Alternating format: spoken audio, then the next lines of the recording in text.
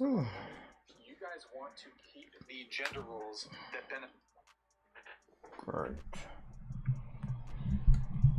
Let's see what I can do with that.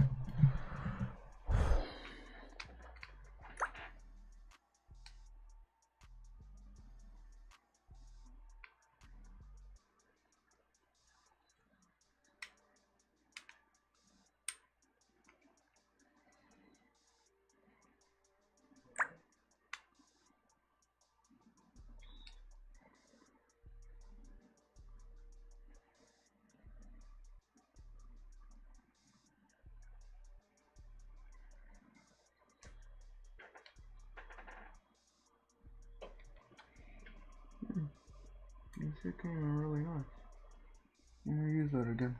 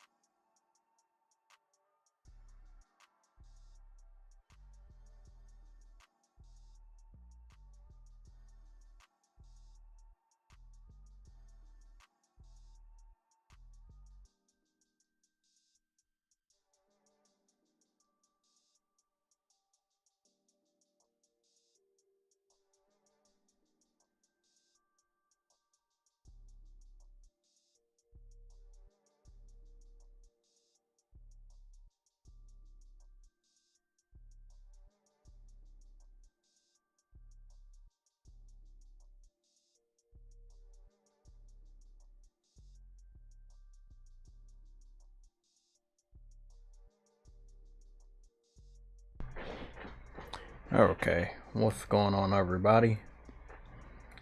Let's see. Let's get the lighting right. Might turn that around to red.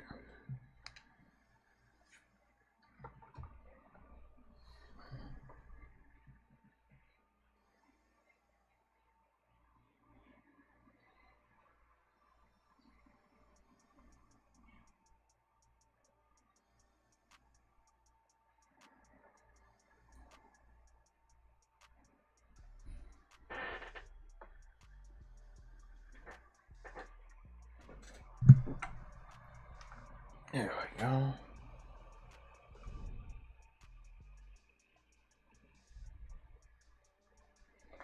There we go. Great. Let me see if I can switch something up with the lighting.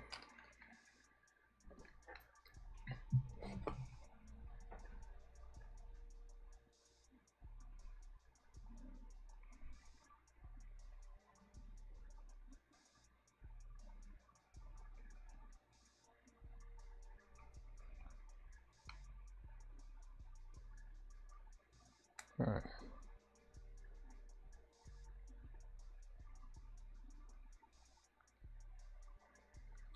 I'm just seeing if the lighting works. So background might be a little bit more of a shade of red ambiance, but I'm just trying to see if it works on average. Yeah, it works. You guys can't. You won't be able to see much of it, but it works. I mean, if I turned off the shit, you will be able to see it more, something like this. So y'all can see. I believe y'all can see that shit. It's like it changes the color of the room. I got this shit on my phone. I got these these light bulbs that change colors. I can control it with my phone. So where is it? Yeah. So yeah, I can control the colors. It's pretty cool. Probably want to get some more. Oh, okay, that shit looks really nice now. Okay, so let me see if I do that. will it do all of that right there? Let me go see.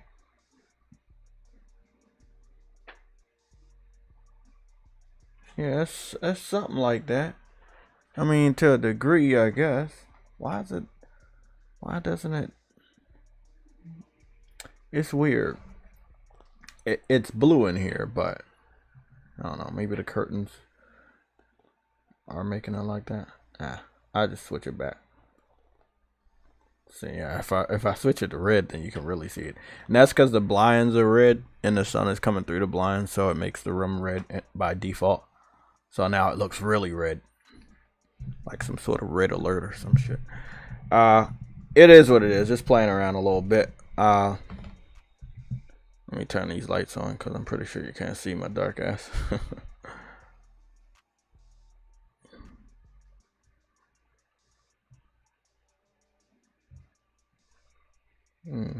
Okay. That looks good. Solid. Okay. Let's get started. This is the Sunday show, as y'all know. A little cyberpunk, just a little cyberpunk. This is the Sunday show. I'm going to get started with the shout outs. Big shout out to the people that have hit the subscribe button. We are sitting at 9,919 subscribers as of right now. And I believe we have about 50 plus members. So I'm going to give them a shout out. Then I'm going to give a shout out to the people that left super chats. And then we're going to make our way down to the chat. Then we can get started. I trust the chat, and I believe that you guys have a little bit more knowledge of the modern day activities in the console war. I've been working very, very hard at this new job for the past like 2 months straight. Well, a lot more like the last couple weeks. So I'm trying to keep up, but it is difficult getting back into the workforce and knowing that I'm going to respect the job by not always being on my phone and shit. So I'm missing a lot. But I'm up to date on some stuff, some major events. There's some console war activities going on that I'm not very well informed of. So we're going to start with that specific topic first. And then we'll pour out to the rest of the topics like The Last of Us and Grand Theft Auto 6 and Game of the Year and stuff like that. So we have 56 members. As always, if you wanted to become a member of the channel, you can do so for the low price of 99 cents. We have other tiers that are a little bit more expensive, but nothing more than $10. We have 56 members right now. We're going to get started. Giving a shout out with the first person on the board, and that is Nick Victory Fire 007. We have Prince G. We have Seattle Chef, Mary Wilcox, Crazy Thai Gaming, Xen, Donald Milton, Quan Emerson, Dejan Thompson, Outlaw 2120, J-Ro 49, Arnold's first account, Dadley Pierre. We have Rena Lanford, King Manuel Briarios, Nelson Gaming. We have Zavari Rare, DJ D, Mike Johnson, Dez, Iman Rich the Swag Lord, Lost, BMO Kelful, Caution, DJ Clark, No Name, Arnold's second account, Kaiju Project, Renal Blakely, All Day is Good, Future Element 9, Sub, Dan S, D Truth 49, Andrew Wilkins, Kelvin Smith, Shadow Master, Sick Nick Mondo 16, Rebel Rick Gaming, Lorenzo Carlson, OC Gaming, No Cap Podcast, Viper Reaps Corner, Always Mad Gaming, Ice Queen Gaming, Cedric, VR God V, MG Warrior, Cyber Dragon, Gamer Goon 53, True Witty, Enzo, Caleb Kaiser, Frostbite Slash, and Arcane Head 97. Big shout out to the 56 members and the 6 platinum ranked members. You have to be a member for a total time of 36 months. So we have 6 individuals that have that status. That is GamerGoon53, True Witty, Enzo, Caleb Kaiser, Frostbite Slash, and Arcane Head 97. As far as another person coming up on the platinum, which would be Rebel Rick Gaming.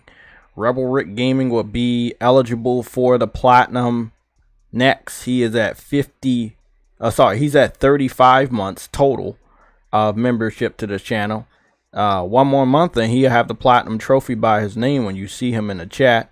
And then after that, in 3 more months, it'll be Ice Queen Gaming. So big shout out to the people that have been here for a very, very long time supporting this channel and all that we do here. Big shout out to you guys. With that being said, I am going to get started with the shout outs for the super chats. I think I'm going to get a preview out because it's pretty diverse. Yeah, I'm going to get a preview out. So these are the people that have given a super chat over the last few streams. We have Seattle Chef. We have VR God V, Frostbite Slash, and Always Mad Gaming. Again, from the bottom to the top, we have Always Mad Gaming, Frostbite Slash, VR God V, and Seattle Chef with the last few super chats for the last few streams. Big shout out to the super chat contributors as well as the members of this channel. Excuse me. And now I'm going to get started with the chat shout out, and we can get started with this first topic, which will be console war related, which is weird that I don't know much about it as long as I've been active in the console war. It's a little confusing. Okay, where are we? We are in the chat, and who is the first person? Give a proper shout out to that first person to read their comment out. And that would be Briarios. You said The Last of Us Part 2 putting bots in a bad headspace. That's gonna be a good topic to talk about. The Last of Us Part 2. Lots of good stuff to talk about with that. Prince G, welcome back. You are a mod as well as a member now. Big shout out to you. Alexander Clifton is back with us, and I don't know why you're not a mod. Maybe that's just an oversight on my part. I'll just switch that up real quick. Alexander Clifton, good afternoon, and also thank you for being a long-time supporter. And True Witty, I have not fucking talked to you for all week. And you know I've been working hard, because I normally hit you up, man. I've been working my ass off. Christopher Duran is back with us. Henry Heck. Again, I've seen all your hard work. Great job on that house with those Christmas lights. You know, Christmas is one of my favorite seasons. And I have a shitload of fucking movies to start watching. I will start watching, doing my little Christmas regiment of like movies and shit. I think I'm going to start it next week. Yeah, I think that's what, like going forward, I just started the week of Thanksgiving because there's so much, and I don't know how much I'll be able to get away with during the month of Christmas. I know people like 30 days or 25 days of Christmas. Bro, that shit's going to go by real quick. We'll be in 2024 before you blink your eyes again. Nova Red is also in the chat. He's a mod. Dez is in the chat. He's a mod and a member. We have Harlem PS Gamer, he's a mod. We have JRO49, he's a mod and a member. Games for Eternity is a mod. Viper Reaps Corner is a mod and a member. Nick Victory Fire 007 is a mod and a member. We have Dadley Pierre, he's a mod and a member. And Nelson Gaming is a mod and a member. But I see that Nelson Gaming is sporting the PlayStation Legion Sword and Shield icon. Cool shit. That was a great job making that. I've really liked that based on obviously my love for old school Zelda. Viper Reef's Corner also has that sticker, letting everybody know that they've been here for a while. Viper Reef's Corner. I don't even know how to change it. The sticker? Yeah. No, that's given. I've set it up on the channel. That's given. Basically, it lets everybody know that you've been here for a while. Like depending, like it could be 3 months, 6 months, 30 months, 36 months. If you've been a member for a total time of 36 months, you will have a platinum.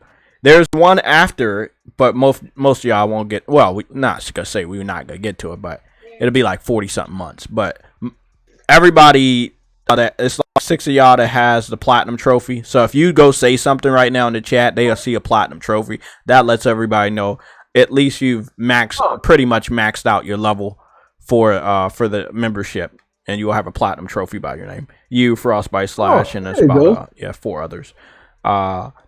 Mary Wilcox is also in the chat. She has a PlayStation logo by her name, letting people know that she's been here for a good amount of months as well.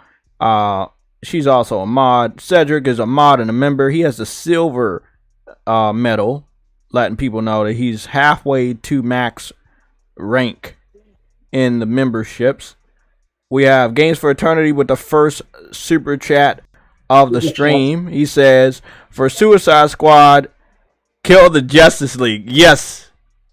Thank you for reminding me. We do have to talk about that. Do not let me ramble off and forget about that. No, trust me, I want to talk about that too. So we gonna get on that. Fuck that. I'm gonna put that, copy and paste that shit right in the topics right fucking now. We have Imaris the Swag Lord, which is also a silver ranking member. He's halfway to maximum. What's going on? He's also a mod as well. Harlem PS Gamer is a mod. Who else? I'm scrolling down. Oh, we had another troll. I hope y'all blocked him. No timeouts. Good. Let him make another account. He has nothing else to do with his life. Nelson Gaming is also here. And I wanted to talk to you guys about my update on Dragon's Crown, and also go confirm this trophy that I can go get. Alexander Clifton is now a mod. Nick Victory Fire 007 mod and a member, and I think we're all good. I gave you 2 shoutouts, but it's alright. What's going on, True Witty and the stinky cousin, nieces, people, whatever, who's in the background? Yes, I can hear why they like Cinnamon Toast Crunch. I can hear all of it. I don't think I've ever eaten Cinnamon Toast Crunch. It's a joke from a commercial from back in the day. There's a commercial where this dude had a magnifying glass. He was like, "I can see why you like Cinnamon Toast Crunch. It's somewhere. I don't know where it's at, but it's somewhere." Let's get this out. Actually, let me go see. I can see why you like Cinnamon Toast Crunch commercial. Let me go. I thought you'll find that. Yeah, I found it. I found it. Oh, wow. Bro, it's the internet.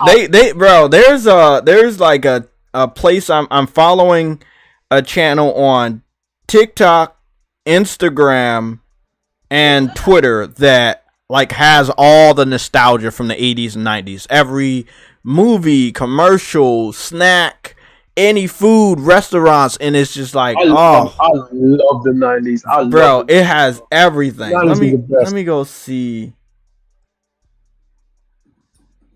Let me cover the screen real quick and mute my mic, because fucking YouTube with copyrights. An old ass commercial. You can't be too careful.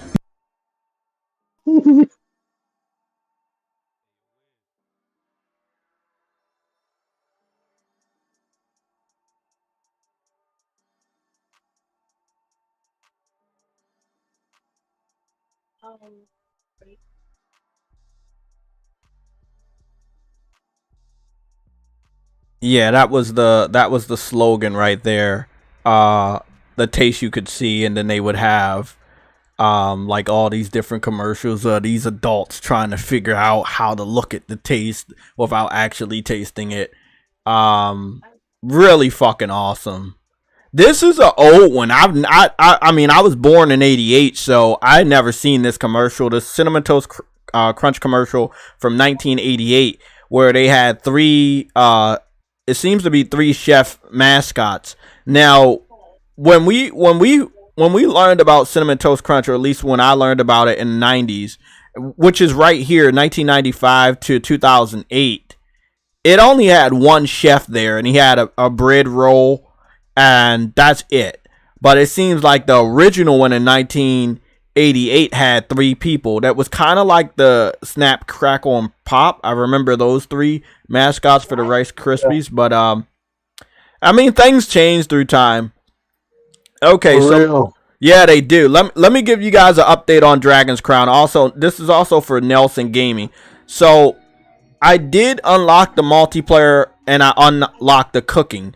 The way you do cooking is you basically do dungeon after dungeon after dungeon, but there's 3 fucking dungeons that allow you to cook after you're done.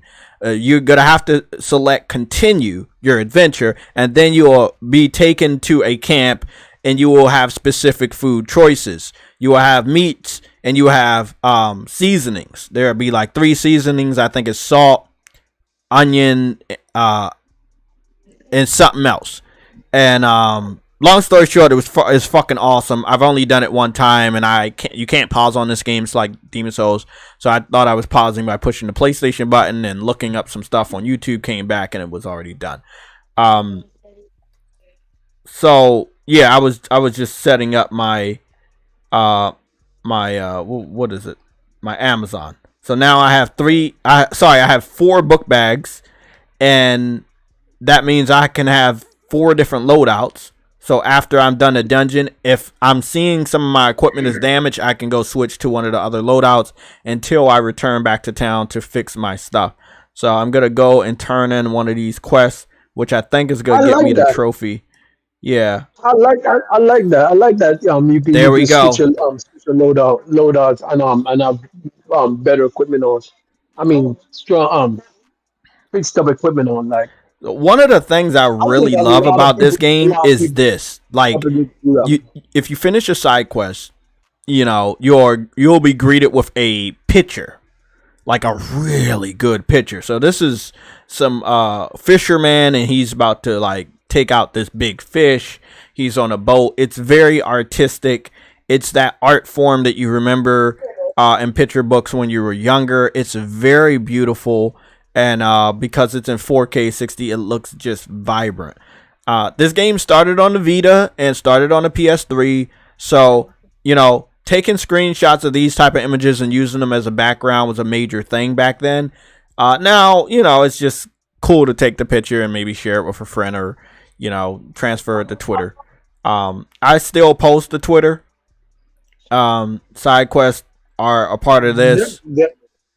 By the way, they are in talks to get like the functionality back up, but on the X instead of Twitter. That's apparently one of the reasons they took it down. So they're gonna put it back and recall it X.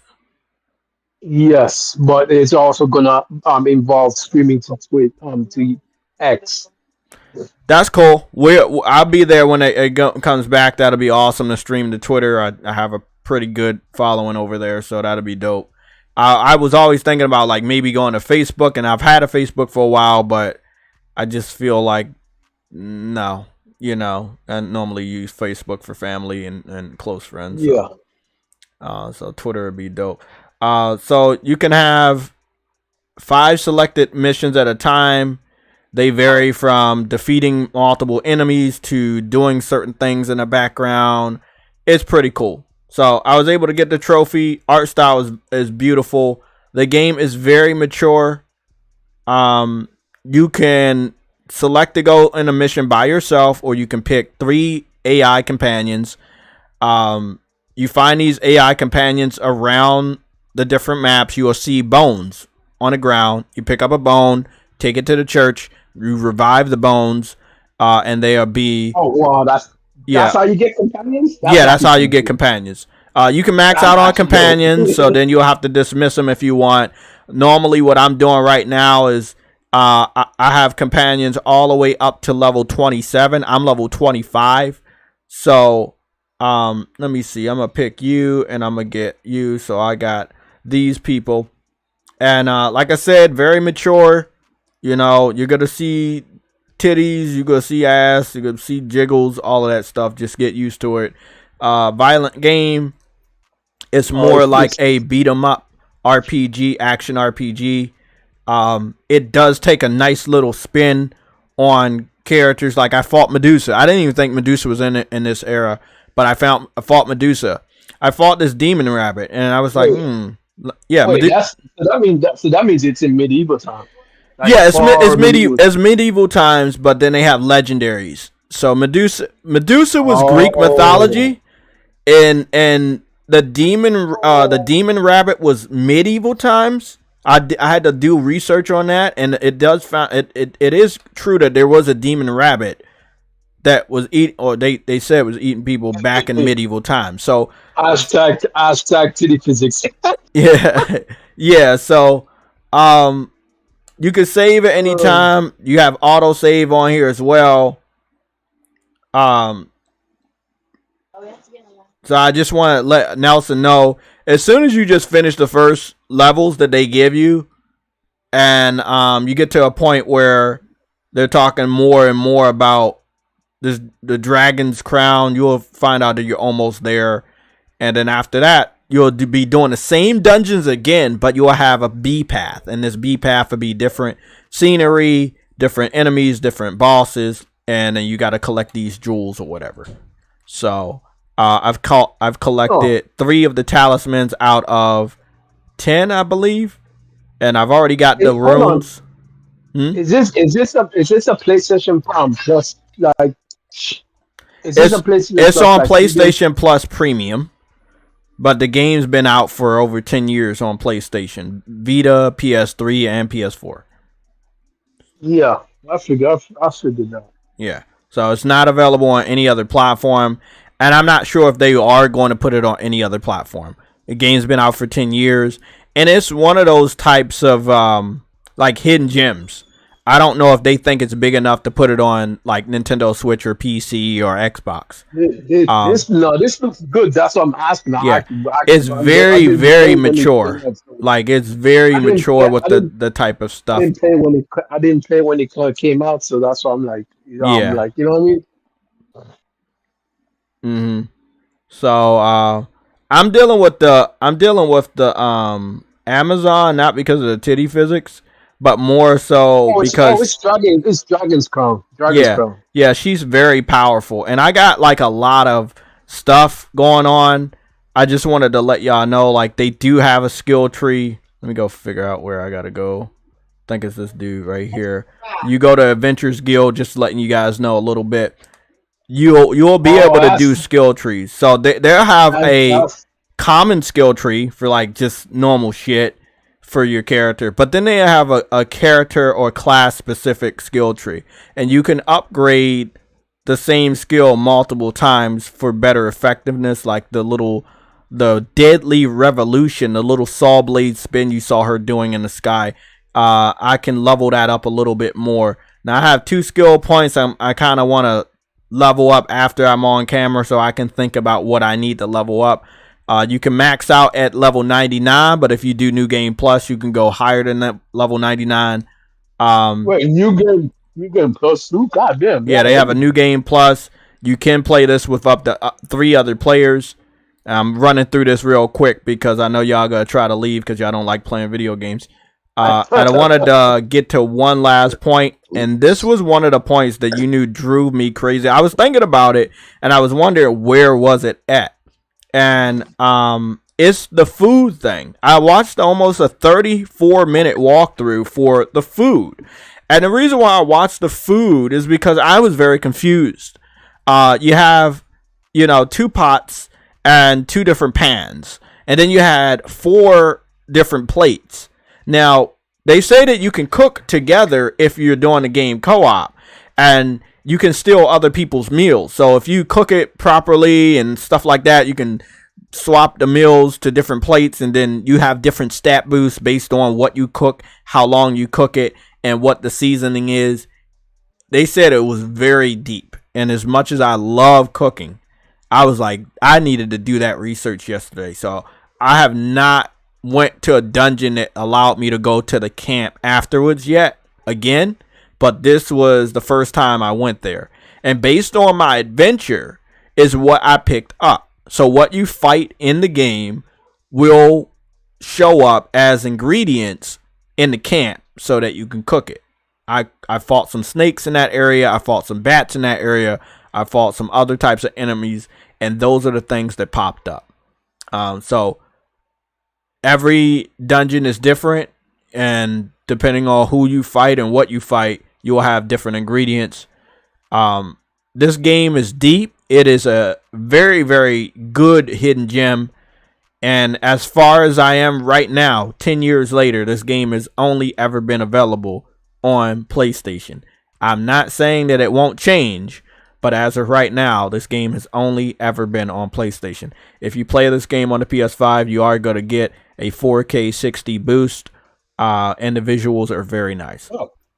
Made by Atlas Games and Vanillaware. So this game's been on and off of my backlog for a long time, and after I finished Spider-Man, okay, that's Atlas Games. Then you know they're gonna try. Yeah, they went crazy with this, man. They went really, really crazy. I just wanted to show y'all a little bit of stuff. There was a guy called Roland Barbarian Warrior, which is an Easter egg for Conan the Barbarian. You know, they have depictions of Mickey Mouse. They call him Ricky, Magician's Apprentice, from the legendary movie Mickey Mouse, the apprentice, the magician's, was it Wizard or Apprentice or whatever. So they've had a lot of little Easter eggs, you know, mermaid swimming in shallow water. I guess just a depiction of a mermaid. But the art style is so good, man. It's so unique, but also so familiar with older books and stuff like that. So it's almost kind of like a picture book, but it plays like the Ninja Turtles, like a Ninja Turtles, X-Men, Simpsons arcade beat 'em up. You know, I just go walk around real quick and just show y'all what I'm talking about. Like, so you know, you walk around like this, you doing different actions. So you can do air combos and stuff like that. You can do I can do a sweeping slash. You'll see, like, she's showing off a lot of body parts, like titties jiggling every animation. They did a really, really great job here. When you are in town, I just want to let you know there's a guy walking with apples, and I just want to show this cool thing off.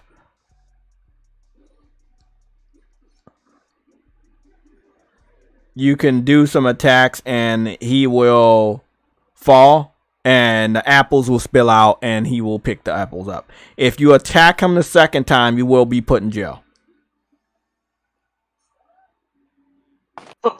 Jay, show off the Xbot on there. I don't know where that is. So I attacked him the second time. I got put in jail. Jay, what if you're attacked instead of going to jail? You said what? I said, what if you're attacked instead of going to jail? I don't know. Oh no! He never talk. He never attacks. He's carrying food and stuff, and then his son is behind him carrying some liquor. There is one other person in the town that you'll see walking, and it'll be this lady right here. I don't believe there's anything you can do that will make her drop her stuff. But, you know, as she walks, you can see her titties jiggling and stuff like that. So if you are a fan of titty physics and stuff, then you can do that. There's a port back control on there too. Yeah, so this is one of those type of old school games where you see like the back, you see the back of the scenery and you can go into the scenery and stuff. So it's one of those type of games. It should be very cheap. Black Friday is right here. So if you want to test this game out, you can. Like I said, at a certain part, you'll open up food, cooking, and multiplayer co-op. If you think you've opened up co-op,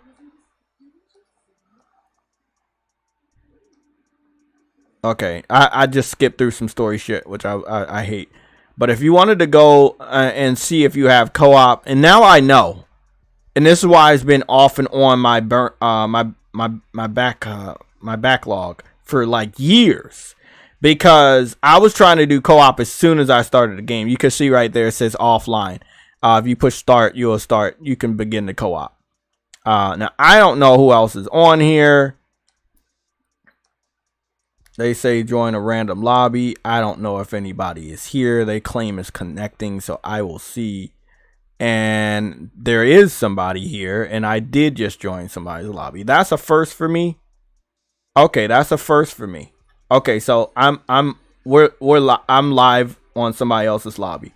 So as you can see, just like what you would think, it's a beat 'em up. It looks like we got 2 mages. And that's it. It's just 3 of us.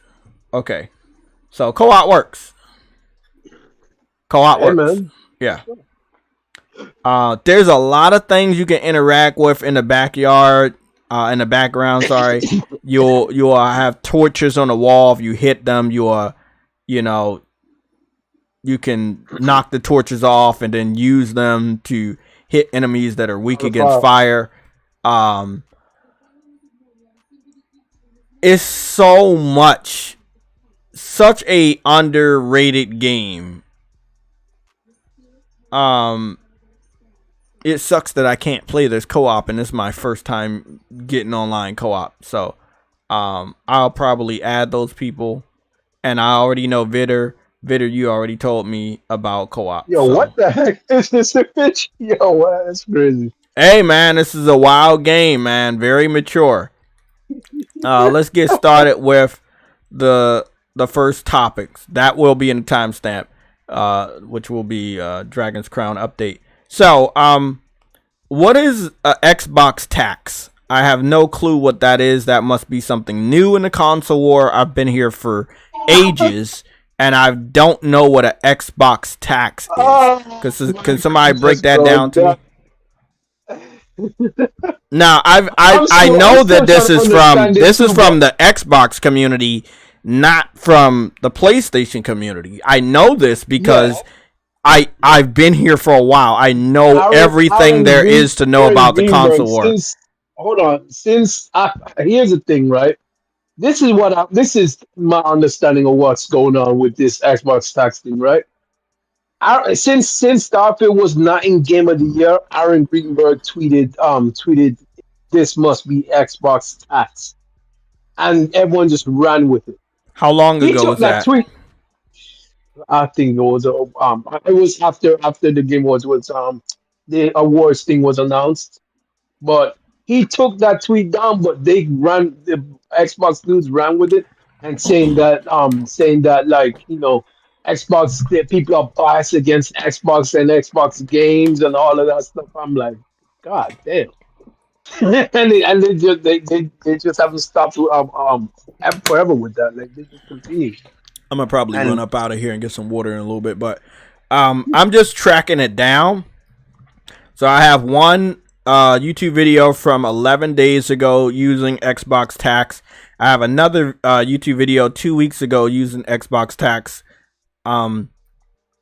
Which was before last week. So it seems like just if we're looking at the Xbox tax, it is very new.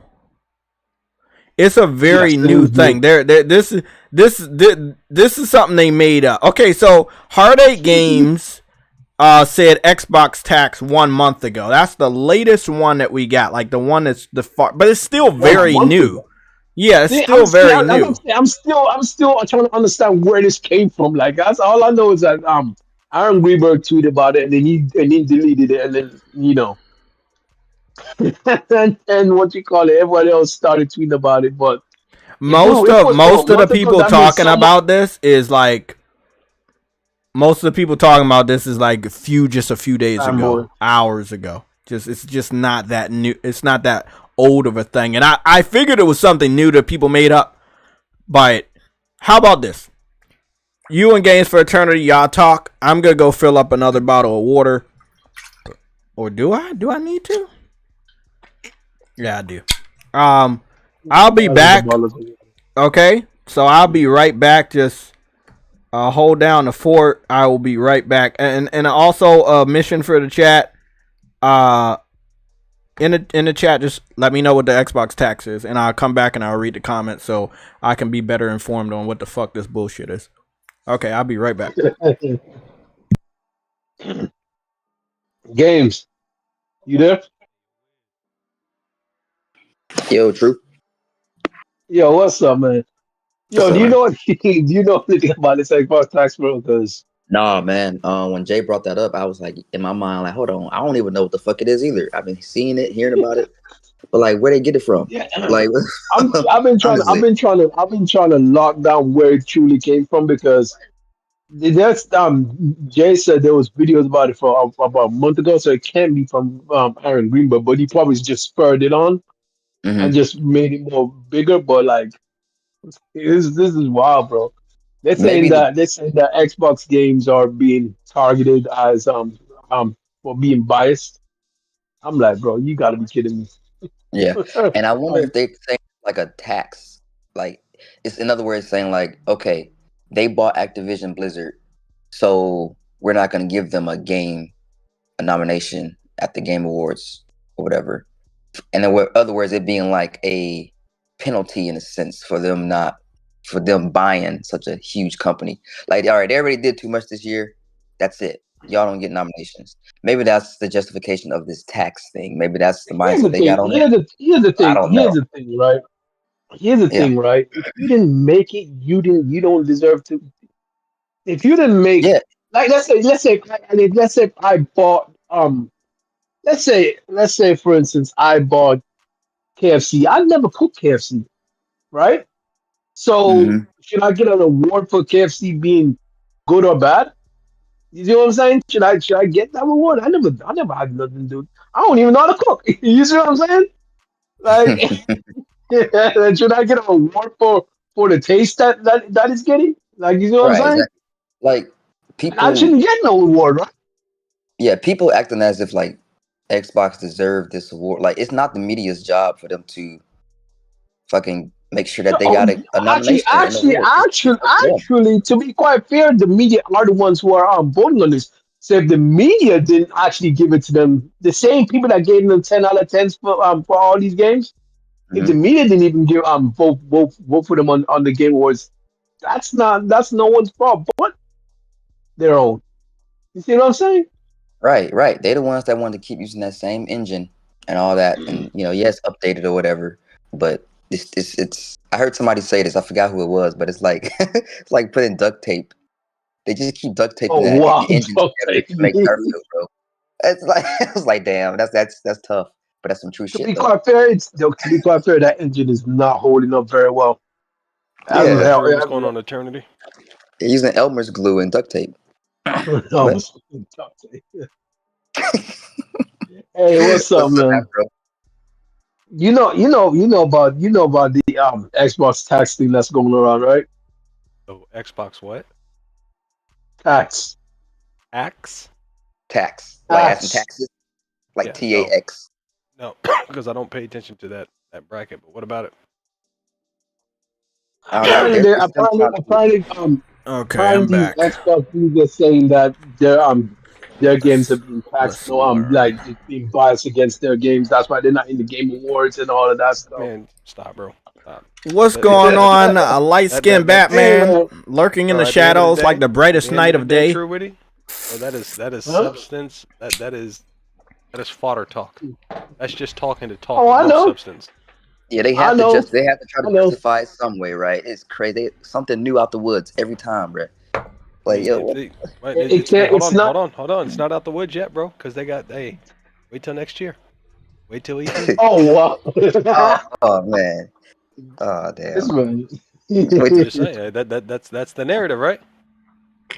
Hey, yeah, Yeah, it's that's true. stick to the narrative, gentlemen. Okay, Wait till so what's E3. Wait going till on, next year. Afro? What's going on, baby? I was just asking them before I got some water, like, what is the Xbox tax because it seems to be a new mechanism, some sort of defense thing. I saw it used on YouTube about a month ago, and then that's it. Hold on. TGK used it 1 year ago. I don't know who TGK is. He says Xbox media bias, Xbox tax. But the majority of the Xbox tax came this year and was, yeah. They built up a narrative like a year ago. What the hell's going on? No. Just because one person talked about it like a year ago doesn't mean that everybody did. It seems like this is a narrative that was this. So they're using a name that didn't mean what it meant to now put meaning to an old name. So that's what they're doing. So someone else used it. And they're going to use it, but they're going to put a new definition on this already existing name. I didn't watch this video. I'm just scrolling to see if I can get a little research. Let me take this off real quick so you guys can see. I'm just trying to see where it originated, how long has it ever been talked about. The majority of all the posts this year. Literally just a few days ago. So even if it was a video a month ago or 3 months ago or a year ago, those people are not a part of the majority of people using it today. The people using it today are the real Xbox fans, and they put a new definition on that word. It's almost like woke. Woke had a different definition 8 years ago. Now if you say woke, we know what it means. I wouldn't even call them Xbox I don't know fans. what to call them, so I'm going to have to call them Xbox fans. I don't have another name for these guys. I mean, I would find... Huh?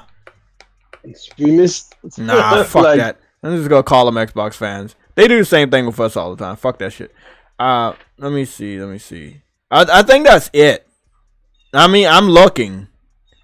And I think... and I've been looking for a while, by the way. That's why I'm getting to videos that are around a year old. But that's it. I'm going to go to this video real quick. I'm just going to watch it real quick and see if I can learn anything. I'm going to just mute my mic real quick. They co-opted to what? Wait, what? Share on the reason.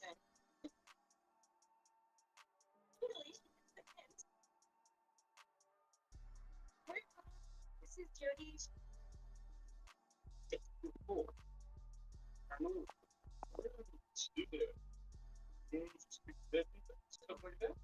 No.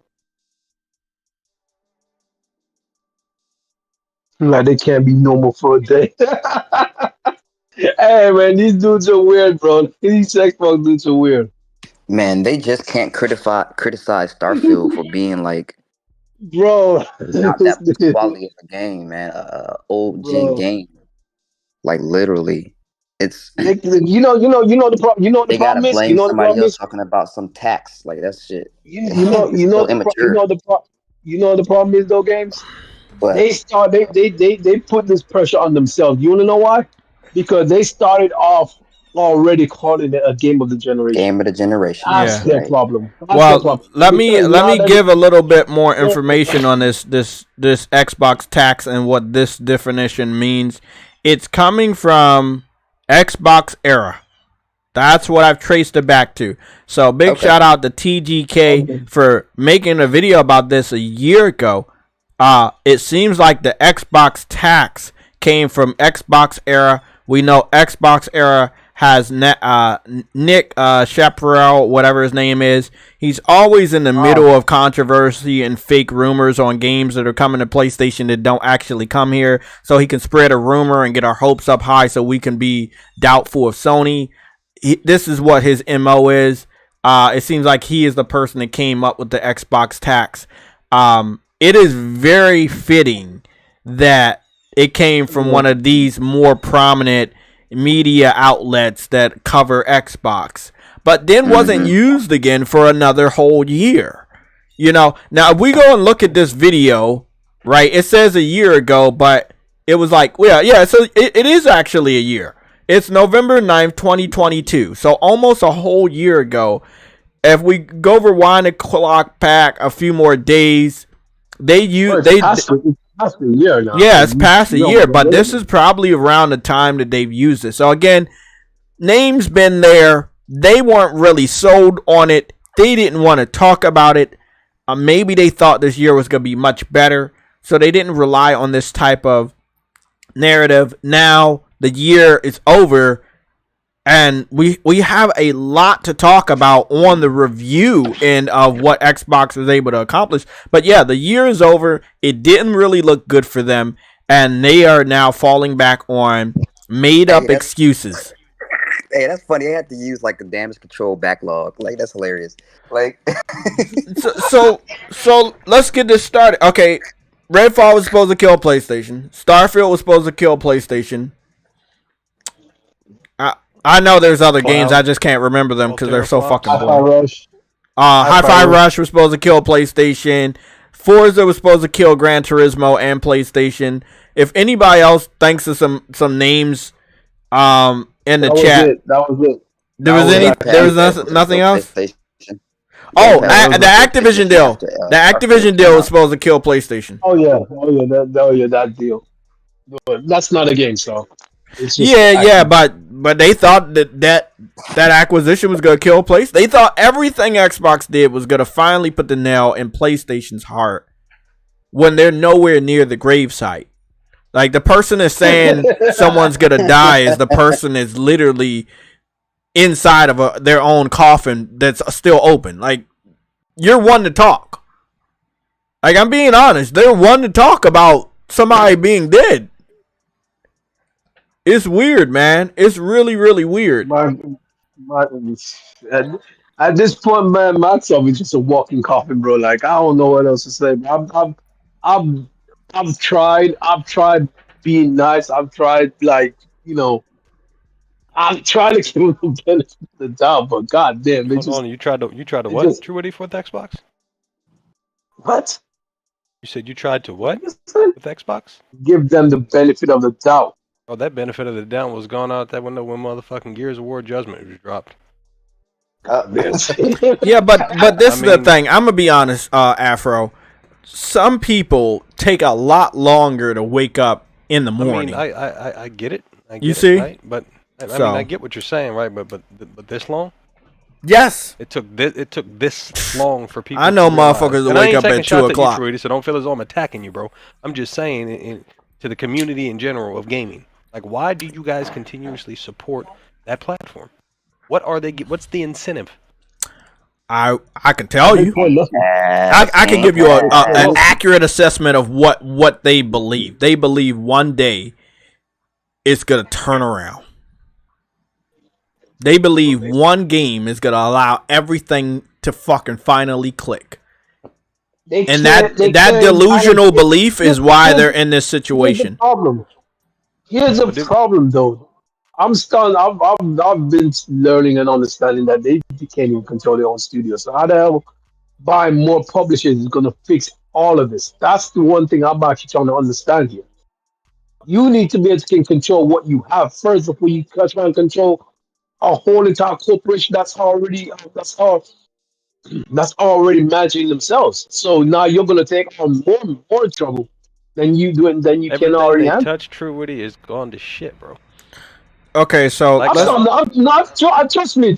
I'm starting to realize that because the Bethesda I like is not the Bethesda that they bought. No, and I cannot stress to you specifically, True Woody, how many times before the incidents happened for you to believe. I kept telling you, I was like, bro, they're not the ones you believe. And you was like, nah, they never delay their games. I was like, bro, it's the first time for everything. Only thing you know about that company, bro, is face value, the name, and the product. And it's shit right now. When you see Xbox, it's shit. When you see anything, I wouldn't cut you off, Jay. But it's not even Xbox. It's the same thing with Call of Duty, right? When are people going to realize? And listen to me when I say this. This is the mind state of these individuals that buy that same shit over and over. You bought a game for old ass maps that you played years ago. On top of that, now you're having to play that dog shit ass motherfucking forced to pay to play, having ass motherfucking IP, which is Call of Duty Modern Warfare 3. Nobody gives a fuck about the story mode, right? So Well, therefore, they done finessed everybody out of the 70 plus whatever tier incentives that came with the pre-order, right? And they hook, line, and sinker, bro, because they got their ass with it, and you're playing the same game that we played when we were younger and grinding for the same motherfucking guns that you were already grinding for. bro, And it's no different from what Microsoft is doing to you individuals as a consumer, bro. My partner just got a brand new Samsung ultra-wide gaming monitor, and guess what his gaming monitor has on it? Call of Duty. Nope. Close. Has an Xbox app built into it. Oh fuck. Oh yeah, What that's does that right. tell you? Samsung, every computer or anything you get always has So max. what does that tell you? It, don't you give know a what? fuck It don't tell. about Yeah, Xbox. it does. It does. But then it also gives me deja vu when Microsoft attached themselves to HD DVD. They thought that was a wave. Mm-hmm. I'm like you said, everything they touch is shit, and whatever they think is gonna be big ends up not being big. And we can draw a comparison between Microsoft and Disney, with both of them acquiring a lot of IPs and publishers and companies, and then they're not doing good. Like Disney acquired Marvel, and they were fucking hot fire when my boy Stan Lee was alive. And up until like 2 years after, I think after 2 years after his death, that's when we started to see the fall of Marvel out of the pandemic. And it was weird because you had the playbook. All you had to do was follow it. Xbox, they know what they need to do. Okay. Let me rephrase that. Xbox know what worked for them. They just can't get away with it ever again. Let me start a year earlier than the competition, and nobody will have anything else to play except for my platform. But Sony and Sony will never allow that to ever happen ever again. So now they just can't trick anybody into believing that they have a viable system, because competition is always right there next to them. And as long as they have competition next to them, and yes, I do truly believe the PS3 would have shitted all over the 360 day one if it launched at the same fucking time, except for it launched a year later. But we'll never know. Yeah. Although we do. Yeah, we had 2 generations after the PS3 where we found out that if PlayStation launches their system at the same exact time as Xbox, they will always win. If you have an option between a PlayStation and an Xbox, you're going with PlayStation. Yeah. A year makes a big difference, bro. a year makes a big difference, especially when you have to make that money and the generation has started and you only have one platform.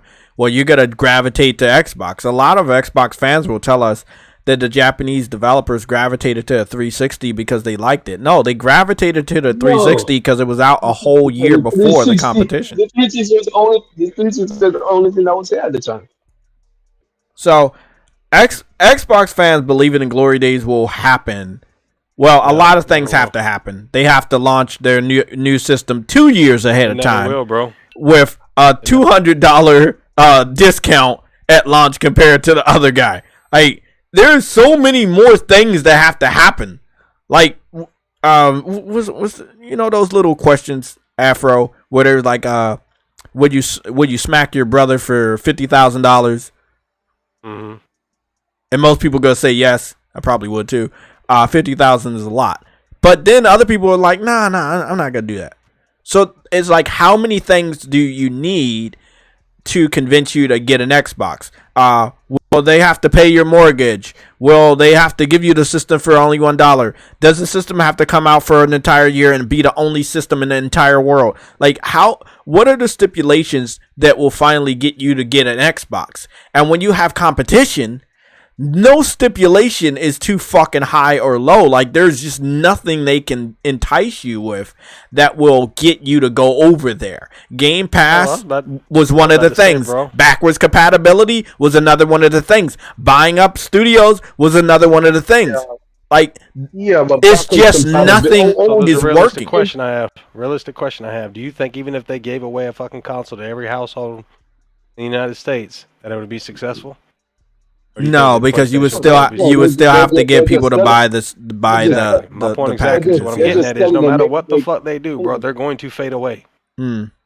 That's The illegal. slow demise. Well, You saying hold on? So you saying this is a slow death? Fuck yeah, bro. well, Fuck yeah. I want to ask It's been all a- of y'all a it's been a slow question. death. Did you guys do your research in the topic section? No, No. of course you didn't. I wanted to give you a little bit of research, and this is very interesting, and we're gonna break it here. I put it together myself. Big shout out to Matt Patakis of the NPD on Twitter, the one that has blocked all black PlayStation gamers What's on my Twitter. man's name? Matt What's my man's name? Patakis. I'm not gonna say your real last name because you are very disrespectful to the people that keep this gaming industry afloat by blocking them by using your information against Xbox. Now, I did go to his channel on my other account and to find out that he is definitely in favor of Microsoft and Xbox, promoting multiple Xbox discounts, but not doing the same for PlayStation. Look, man, it doesn't take a rocket scientist to know that you will answer a question for Xbox, and then if PlayStation fan asks you a question, you block them immediately. I've talked to a numerous amount of PlayStation gamers that are very neutral when it comes to the console war to know that he does not like African American or Black American PlayStation gamers. So I wanted to say this. He gave out information November 16th, 2023 at 12:30 p.m. on the dot. This information is as follows. He says lifetime ending October 2023, United States hardware unit sales ranked by ecosystem. Xbox platforms only. All capitals. He says only. He says Xbox 360, Xbox One, original Xbox, and last Xbox Series X and S. So, the original Xbox is ahead of the Xbox Series X and S. Obviously, the Xbox 360 is number one. That makes sense. And then number two is Xbox One, which is a little weird because we would expect that the Xbox One would be lower than the original Xbox, but then when you go back and look at the lifetime sales, it kind of makes sense, right? So the original Xbox only sold 24 million consoles, while the Xbox One sold upward of 56 plus million consoles. Now, this is why we're talking about these sales. With the Xbox Series system being underneath the original Xbox at this specific time, with 4 more years to go, well, since the original Xbox only went on to sell 24 million consoles worldwide and 16 million in the United States, costing Microsoft over $40 billion in losses, I would assume that Microsoft is losing billions of dollars. Oh yeah. On the Xbox Series X, X and S right now, since it's below the original Xbox at this specific time. And we already know it's no way they sold 16 million consoles in the United States, which they would need to be above the original Xbox at this specific time, which they're not. So, that's a fucking oh fuck moment. And now this is his information used against him. This is why he does not like PlayStation gamers on Twitter, because he is giving out this factual NPD information, and it is not making his platform of choice or company of choice look any better. Billions of dollars. Obviously, we know this is to be true. They spent over $100 billion in acquisitions across the last 3 years. So it kind of makes sense they have not made that money back. They've lost billions on Xbox alone. They're losing billions on Game Pass alone by paying publishers and studios to put games into Game Pass and not making that money back via subscriptions. Subscriptions are lower than what they wanted, so now they had to change the name of Xbox Live Gold to Xbox Game Pass Core. It's not looking good for them. Interest in Xbox as far as buying an entire year is down. You don't see a lot of Xbox gamers doing that. There's no real interest in buying the hardware anymore, not even in the United States. There's just nothing that pops. Games like Starfield, Redfall, Hi-Fi Rush, and the Call of Duty Activision acquisition didn't pan out to what Xbox fans needed to be proud enough to invest more money into the Xbox brand. Let me explain this. Starfield was supposed to be universally loved, also by the PlayStation community, and given over a 90 on Metacritic and sell a lot of copies to the point that it could fend off what Spider-Man 2 just did. It didn't happen. Redfall was supposed to be something. It was nothing. Hi-Fi Rush was supposed to be universally loved by everybody. It was just another little small budget indie title from a big studio. And then the Activision deal was supposed to be finished before the game came out so that Microsoft could announce that Call of Duty Modern Warfare 3 is going to Game Pass. Well, you know, the deal did finish before the game came out, but Microsoft as well as Activision confirmed that there will be no Call of Duty going to Game Pass this year. There will be no Crash Bandicoot or Spyro the Dragon game going to Game Pass this year.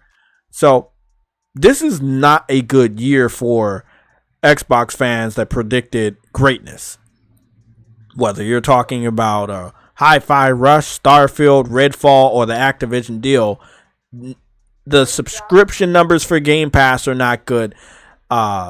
The company does not want to share how many consoles they have sold, and we're halfway through the generation. There are definitely billions. How many billions of dollars has Microsoft lost on Xbox at this specific point? I don't know. It could be 10, 20, 30, 40, 50. It could be $100 billion. We don't know. We know that they won't give that information out. This is information that's normally disclosed by media outlets that do harder work than I have. And we will find that out probably close to the end of the generation or after this generation has ended. But there's no way it's going to get better. Everything that Xbox fans said they needed for us to give a fuck about their system enough to buy their system this year and subscribe to their Game Pass this year did not happen. I did not see a wave of PlayStation gamers go over to Xbox this year. I did see a wave of PlayStation gamers pay $200 for a PlayStation Portable, enough for it to sell out. I saw people not buy Call of Duty on Xbox. I saw people not buy Call of Duty on PlayStation. Billions of dollars lost on Xbox. Just this generation alone. That's factual. The number we don't have yet. But if they're underneath the original Xbox at the same specific point in time, and we know how much money Microsoft has been spending to convince you that Xbox is worth it, it's all but confirmed that they've lost multiple billions of dollars. And I wanted to go and talk to you guys about what do you believe is the next big thing for Xbox? Another controller. Damn it, you're right. I was about to say I don't want to hear Helldivers. Nah. What about that? Not Helldivers, Hellblade. Goddamn. I don't want to hear about Hellblade 2. Huh? What about death? I told you. I don't think Xbox is dying as long as Microsoft doesn't want it to die. It's a dead puppet on a string. It's a zombie. Poking that motherfucker, telling him to come back alive, and it's not. Exactly. It's The Walking Dead. It has no soul. It has no brain. The eyes are all grayed out. It can barely see shit. Like, it's dead. It's just walking and still doing stuff. Oh, by the way, Afro, You said poking it and wanting it to come back to life. Hey, Afro, I started playing Dead Island, bro. The original one. Yeah. Man, that game is actually freaking good, bro. Mm-hmm. Dead Island, the first one, man. I mean, it's literally what you play with the second one. It's literally what you play with. It's literally what you played in the second rendition. Oh, right? yeah. Dead Island 2, but obviously it's just a little outdated. But it's literally the same game. Of course. Same game. Of course, there's a little bit of differences, but you know, but it's freaking awesome, man. I've been enjoying it. Have you unlocked your weeklies yet? Oh no, I was on Dragon's Crown and then I worked yesterday. I know. But I'll bro. get back to question. it. No, I have What I'm not. asking is, have you unlocked the feature for your weekly? No, I remember I have to do the whole menu tour. I have to do 39 menus. I didn't know you was that, buddy. Yeah. So I finished mine. I got 500,000. Oh yeah. Oh, I'm making headway now. Now I'm getting it. I further finished than what you was, right? Yeah, I'm further than what I was. Yeah, and then go at your own pace. Yeah, I don't know what pace that is. It's an Xbox pace where you don't move very. You don't move very far. That's where he just continuously pokes at it, wanting to come back to life. Just wanting it to come back to life. I I mean, oh man, They got a never-ending wallet, bro. They can continuously feed that division and lose money and be completely complacent. and that No, right there is what I'm talking about. See, I don't like that narrative that they have a never-ending wallet They because do have, bro. How something much has to give. No. Something has to give eventually. You gotta start making profit. If happened to Mixer? Continuously feed something and it's not making profit, there's no point to keeping it. What happened to Mixer? Exactly, that's my point. It wasn't making money, and they got hold on, Trudy. Hold on. What did they do before we knew what happened to Mixer? Oh, they bought a bunch of people to try and get try and make Mixer popular. And that didn't work. So what happened to Mixer? Mixer went down. They shut that shit down. Yeah. So again, that's a shit ton of money wasted, right? Yes. Okay. Also, what do they do at E3 to promote Forza? What do they do? they wasted a bunch of money to get because cars. They want to drop cars from the ceiling. Okay. Mm-hmm. So that's wasted money. Yeah. Spent somewhere else in another area to actually make that brand a little bit more enticing, right? Yeah. How many renditions do they have for a filming crew that has to film controllers in different angles and different color variants and trust me, I know. That's a lot. That's a lot of wasted money. I said, bro, everything they haven't learned, bro. They're just gonna keep trying, and they're not gonna get anywhere with it. No, listen, man. At the end of the day, just that one individual that's not like welcomed in the community, they just still linger around because they want to be accepted by everybody. When really, in face value, you're not going to be liked by everybody. You can buy as much as you want, but at the end of the day, if you're not liked, you're not liked. You know what I mean? You can buy. You ever heard the saying? You can have money, but you can never buy friends. You can buy. You can buy friends. You can buy friends. Yeah, you can buy them. You can't force them. You can't force them to like you. Hold on. No. You as I said, you can have money, but you can't buy friends. You can buy friends, but they're not really friends. You see what I'm saying? Yeah, but I don't care. You can make them. Baby. You can make them your friends. Big boy race knocked out the way. Okay, so let's move on to the next topic. I want to talk to Afro about some Gran Turismo later in the show. So this was Matt. This is Matt right here. If you wanted to know what Matt Patasis looks like, I'm changing his last name every time I say it. This is Matt Patasis right over there in that corner. That's what he looks like. Keep that picture up. Yeah. Check the chat. That's what he looks like. He covered a video for the NPD on his YouTube channel 3 years ago to this day, or to a few where's days. The Gabagoo? That's what I was wondering. Where's so the Gabagoo? this is the thing. Once he covered this first NPD on his YouTube video, right? About 2 years ago. This is December 11th, 2022. 2020. You kind of can understand where he knows where the market's at and why he won't cover it anymore. And that's because you see everybody represented for, the NPD for the first month of the generation, except for Microsoft. Everybody. Activision, Ubisoft, Sony, EA, Take-Two, Nintendo, who else we got? Square Enix, Warner Brothers with Mortal Kombat 11. But no Microsoft. So, and this is his last video. I'm looking at his last video he posted on YouTube was over 3 years ago. Well, over 2 years ago. It'll be 3 years next month. So we know he favors Xbox, because if he didn't favor Xbox, he would just continue to do the NPDs. This is why we have to wait once a month to get this information. When Famitsu magazine from Japan gives us information every week, when the UK sales report gives us information every week, his dumbass doesn't want to give us information every week, because it's gonna not make Xbox look good week on week. And he's well aware of how this shit is. He's well aware.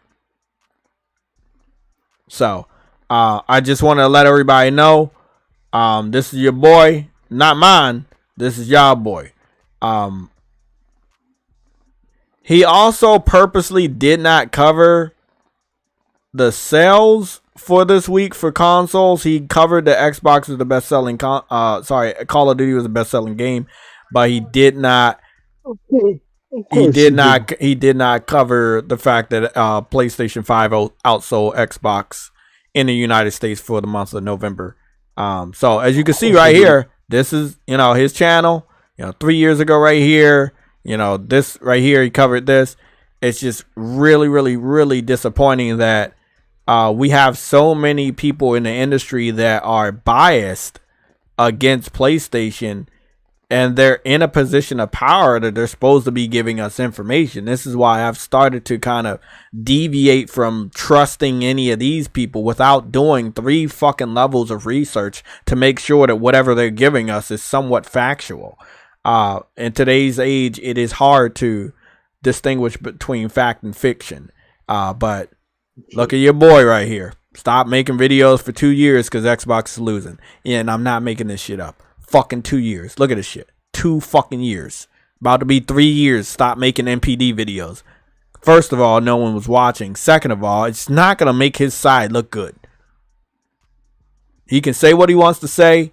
I'd have a podcast. You can come on here and tell me that your platform of choice that you probably have some stocks in is not doing good and it doesn't affect you mentally. It obviously does when you block so many of the opposing sides just by asking you simple questions. Now, the side that you like, they ask you all the questions you like and you haven't blocked them. I've tested this out 4 fucking times on a hidden account and you never blocked it. Yo, so that's fun. Facts is facts. Gotta love it though. Look at this. 5 years ago, 3 years ago, 4 years ago when he was on people's podcast. Like, bro, he's a Xbox dude, all grown up. Afro talking about where's the gabagoo. Don't know what that is, but I don't think that he can find it. All right. But yeah, this is name is Louis, bro. That's offensive. But this is your boy, man. The dude with the brown football hat. He's supposed to cover the NPD. It would be nice for him to cover it every week, because the market's changing all the time, but he can't cover it every week because it's going to make Xbox look even worse. Even when he covers it once a month. I mean, again, Starfield went from number 1 all the way to number 14. It went from the top number 1 game all the way kicked out of the top 10. If he was covering it like the UK and he only covered the top 10, Starfield would not be on the chart. But again, he covers it in such a different way. Yeah. Also, if you feel that he's not racist, I mean, look at the cast of his fucking podcast. Just look. Yeah. Yeah, that's nice. That's very nice. Very awesome. Most of them don't really give 2 fucks about gaming. You can see their background, nothing gaming related. That's just really what the gaming media is in the United States. Most of them, they are pretenders. They don't really give a fuck about what we care about. I don't wish it was any different because it would not be any different. You know, like these guys care what they care about. They use gaming to, you know, try to pretend to be us and make money off of us, but it doesn't work. This is why they don't like us. They don't like our podcast. They don't like King Thrash's podcast, Sick Humor, Jabari, and Persona. Anybody that's doing stuff, they do not like what we're doing because it takes viewership away from their websites. It takes viewership away from their dead-ass podcasts. This dude was on a podcast years ago. He doesn't even do these podcasts. However, when you go and take a look at Basement Radio Arcade Podcast, which is called Braps, which I knew who Braps was. And what was really interesting from Braps is I don't fuck with Braps because I knew he was an undercover Xbox person. He seemed to be trying to be a neutral gamer, and this was years ago. I ended up blocking him on Twitter many years ago. So what's funny about Braps is, yeah, exactly. I know who Braps is. I know his new logo. So this is Braps' logo, and what was funny is he's Xbox centric, and this dude that's supposed to cover the NPD was on Braps' podcast 5 years ago. Now this guy, he's trying to been clean for the last couple years. He saw Xbox lost the console war years ago. He stopped covering the NPD on his YouTube channel because it just would further confirm that Xbox is losing in this country. But he still has to do his job.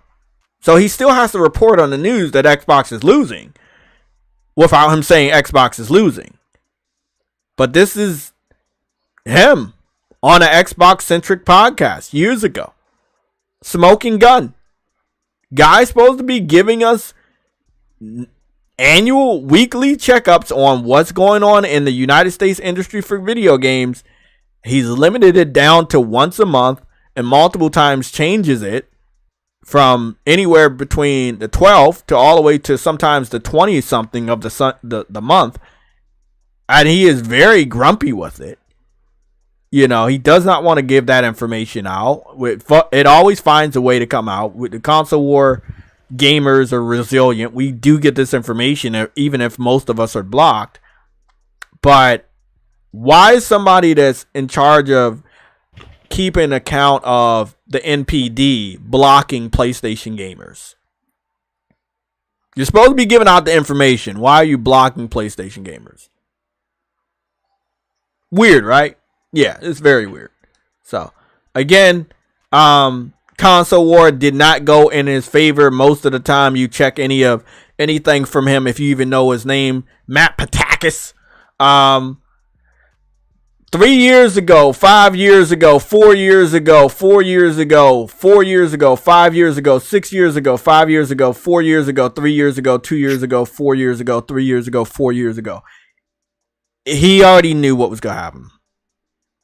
Okay? He stopped covering it because he knew what was going to happen. But it's his job to continue to cover it. And he hates him. He hates it. So he does it once a month when every other country does it every week. But Xbox fans are saying the media is biased against Xbox. When you have people in the media that are undercover Xbox fans.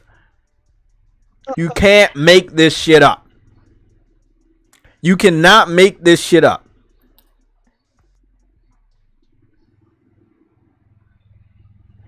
You can't make this shit up. Ice Queen, I saw you. Yeah, I didn't know what the full name was. I know Braps. I just know I don't fuck with the dude.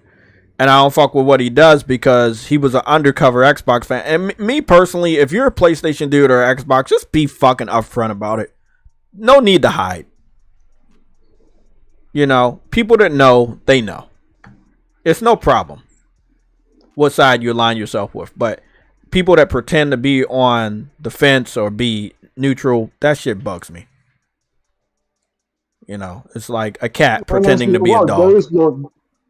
There is no neutrals in this space, so I know, but there are weak-minded individuals that believe it, and they pretend because of those individuals that follow them and think that being neutral is a good thing. So that's why we have content creators pretending to be neutral. Because there's enough weak-minded individuals that watch them that are cool with that and want that. So, yeah, I mean, facts are facts. We're going to get up off of here and go to our main topic of discussion, and that will be The Last of Us Part 2 Remastered. Oh, boy. $10 for upgrade. Okay, just take it. Listen, I buy food more than $10 now. We all do. So, yeah. $10 Here's the thing. No, $10 isn't the issue. $10 is not the issue. I know what the issue is. There's one mode in there that's actually interesting though. Is the roguelike mode. Mm-hmm. That mode is interesting. Cause let's say you can customize it. Cause I read the blog. They say you can customize it and you can use different characters and customize it to run however you want. It's what it sounds like when they described it is going to be like a wave of enemies. And you just it's like you survive, like each wave you survive and stuff like that. So pretty much a horde. Yeah. Isn't that what they added to Days Gone after it came out? Like it was like after a year, they added some mode where you could change your characters and basically do horde mode. That's pretty cool. I would rather fucking co-op horde mode, but yeah, still, you know. They said that they also said that it'll be like a leaderboard thing where you'll be on the to compete with your. Whoa! Hold on! Wait up!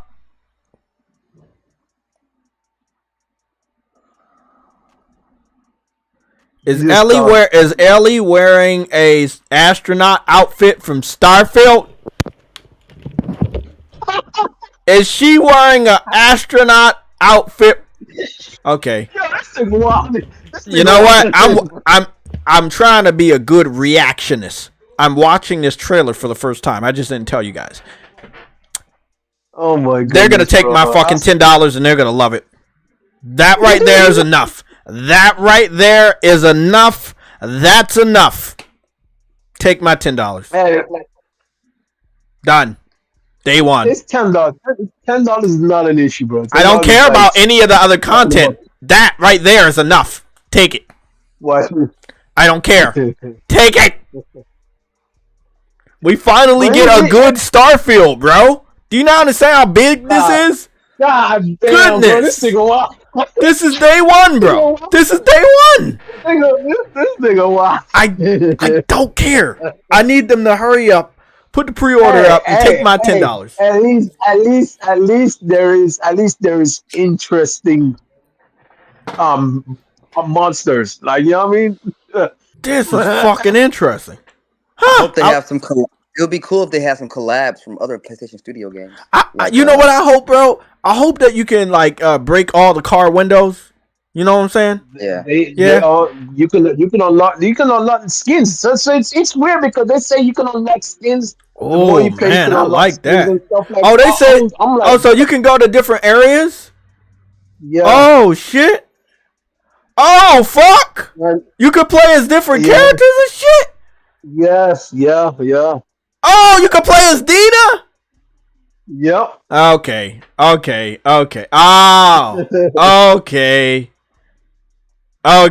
I don't see the problem with this for a $10 upgrade. I don't see a problem with this. I do not see a problem with this. Yeah, not bad. I don't see a problem with the $10. Bro, let me ask y'all both a question. What's the last time you went out to eat something? Anything? Yesterday. Hold on. How much did it cost? Hold on, Jay.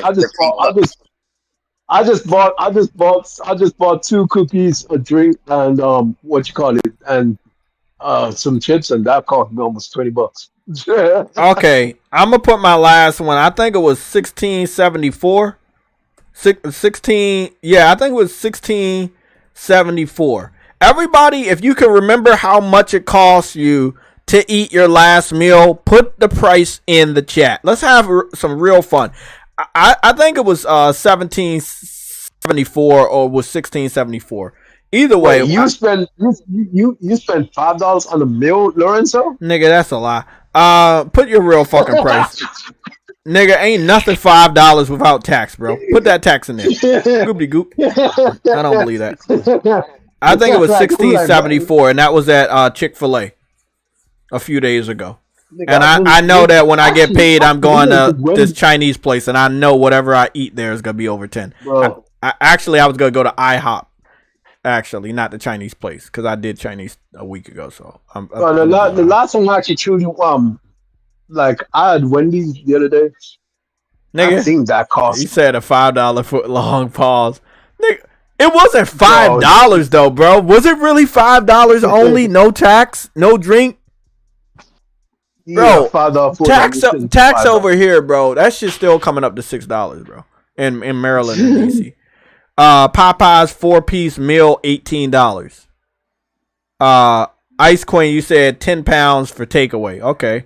So we all pretty much, except for Lorenzo with his $5 footlong pause, spent over $10 on food. That actually makes sense. Cause $5 footlong is technically $5. Yeah, it's $5, but extra tax. Like, bro, over here I spent like $6 fucking dollars.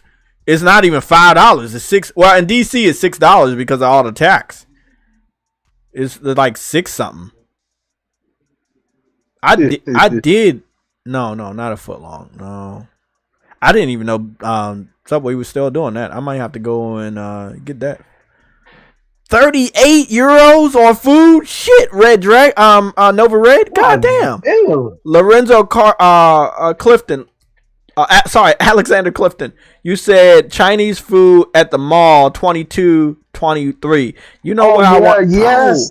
Yeah, 20. Yes, me too. I spend that much on the bro. On what bro. you call it? Yeah, actually, yeah, my Chinese food cost like at least 26 last time, and that was last week. Yeah, that was about $26. Damn, that was. I bought two food though. But buying 2 foods, it cost me like $40. Harlem PS Gamer, you say you spent over $16 on food. Goodness, bro. Nigga, it cost me like a freaking whole game to get like 2 plates of food, bro.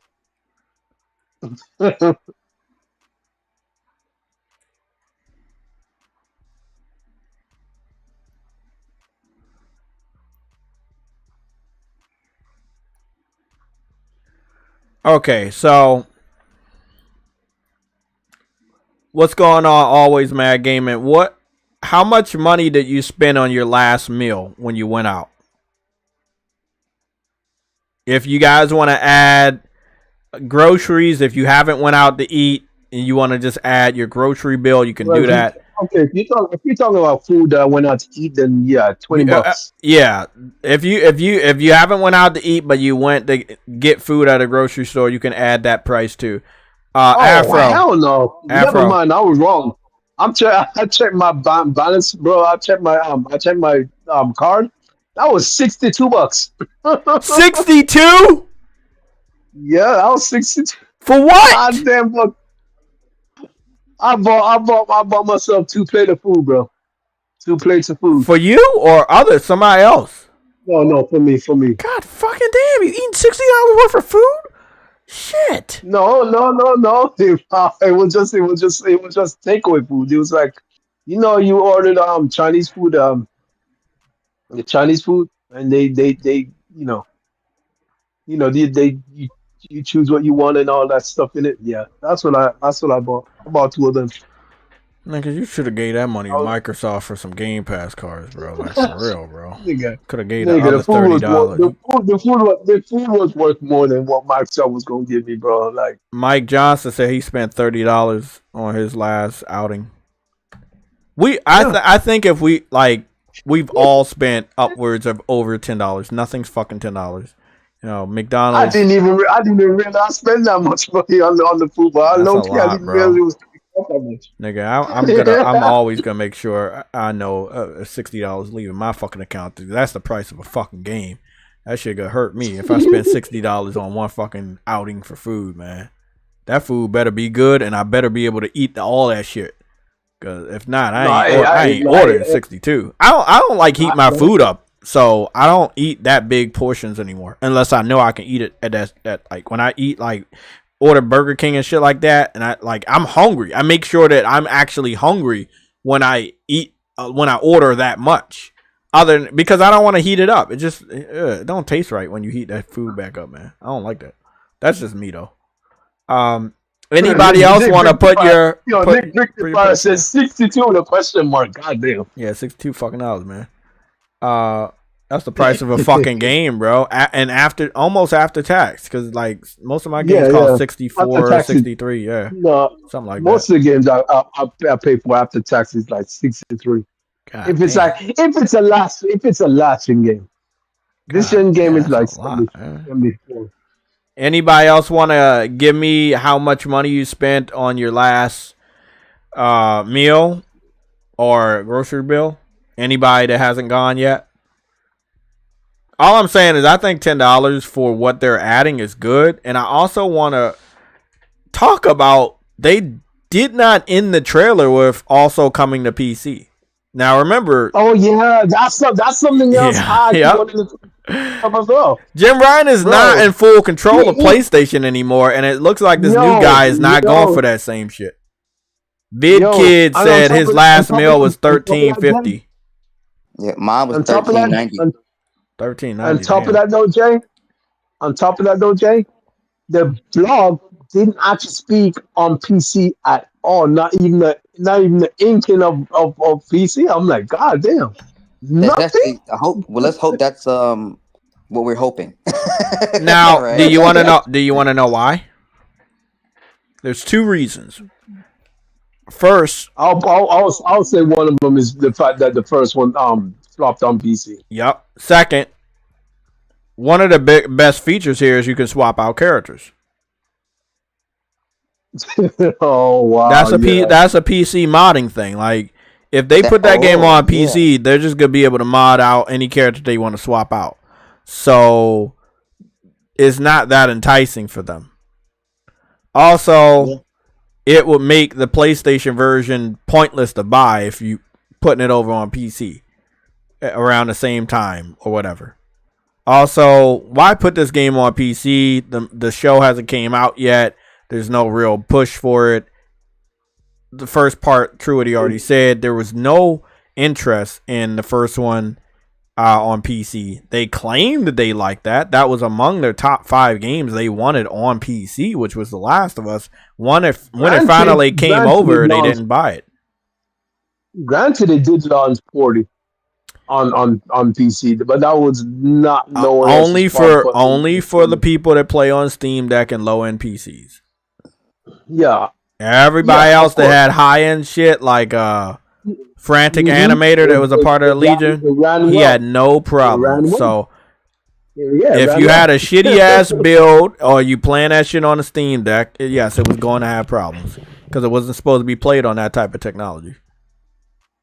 Of course not. Afro, is that you sneaking back in? Yes, sir. What's going on, buddy? Oh, how much was your last meal? It doesn't matter if it was just for you or the family.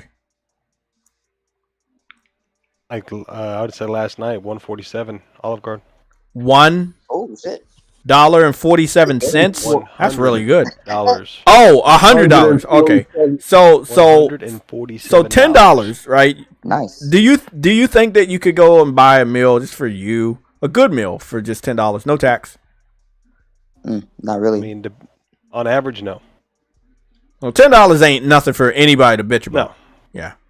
It's not. $10 is nothing to bitch about. Yeah, that's why the whole. I've asked everybody, and besides Lorenzo, which had a $5 footlong pause from Subway. That's why I never understood the whole issue with games going up $10 in a new generation like that.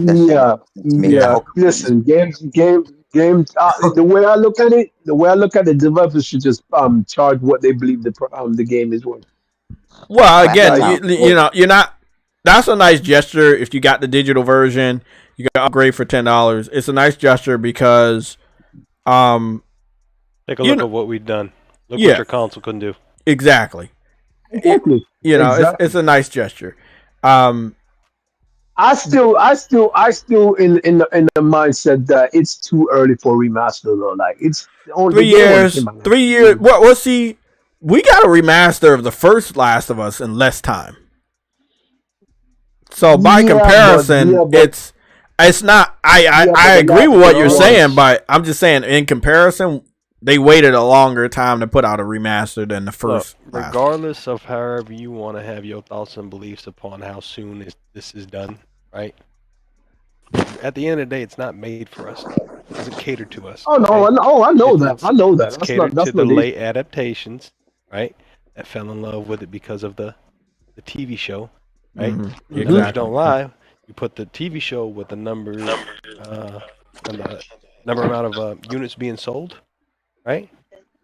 So it only goes hand in hand. You enjoy the show, but actually try the real version of what you're supposed to be getting. You see what I'm saying? Yeah, you got 1 and 2, and you got PS5s in stock. So it's to the early adaptations, right? Made for you, because again, like Jay said, it's a nice gesture. $10, I have no problem with that. Okay? Yeah. Am I going out my way to say, oh my God, this is the fucking thing. Oh my God, I can't wait. No. $10 is the devil. What? But I mean, it's just like I said, it's a conversation piece for the week, right? Or for the day because of news and topics. But overall, it's not that serious, man. Yeah. Really not. Now I'm gonna play the devil's advocate, right? I would rather them not put this out and put all type of every effort into the multiplayer. That's just me playing the devil's advocate. I co-sign. Yeah. No, I mean I co-sign that statement too. Yeah. You know what I mean? So it's at the end of the day, man. We know what they got going on. I mean, we're consumers, right? Yeah. And I'm just being a realist. We can conversate about this all. I don't give a shit. I enjoy it. But on the real meat and potatoes of the whole city, we're consumers, bro. We're just basically voicing. At the end of the day, we know what's coming. We know I'm copying this. I'm copying this when it launches anyway. So it does. For me, it doesn't matter because I'm getting it already. So. Did you beat Starfield? No. Just a quick question. I'm not going. Just a quick question. Like people said it was, but I'm failing to see what game of the generation about. You copping, Jay? I'd rather for $10 fucking you bet your ass on him. Yeah. God damn. What's not? Well, yeah. Why not? What the fuck? That's like we've all talked about, except for Lorenzo. Everybody said their last meal was upwards of $10.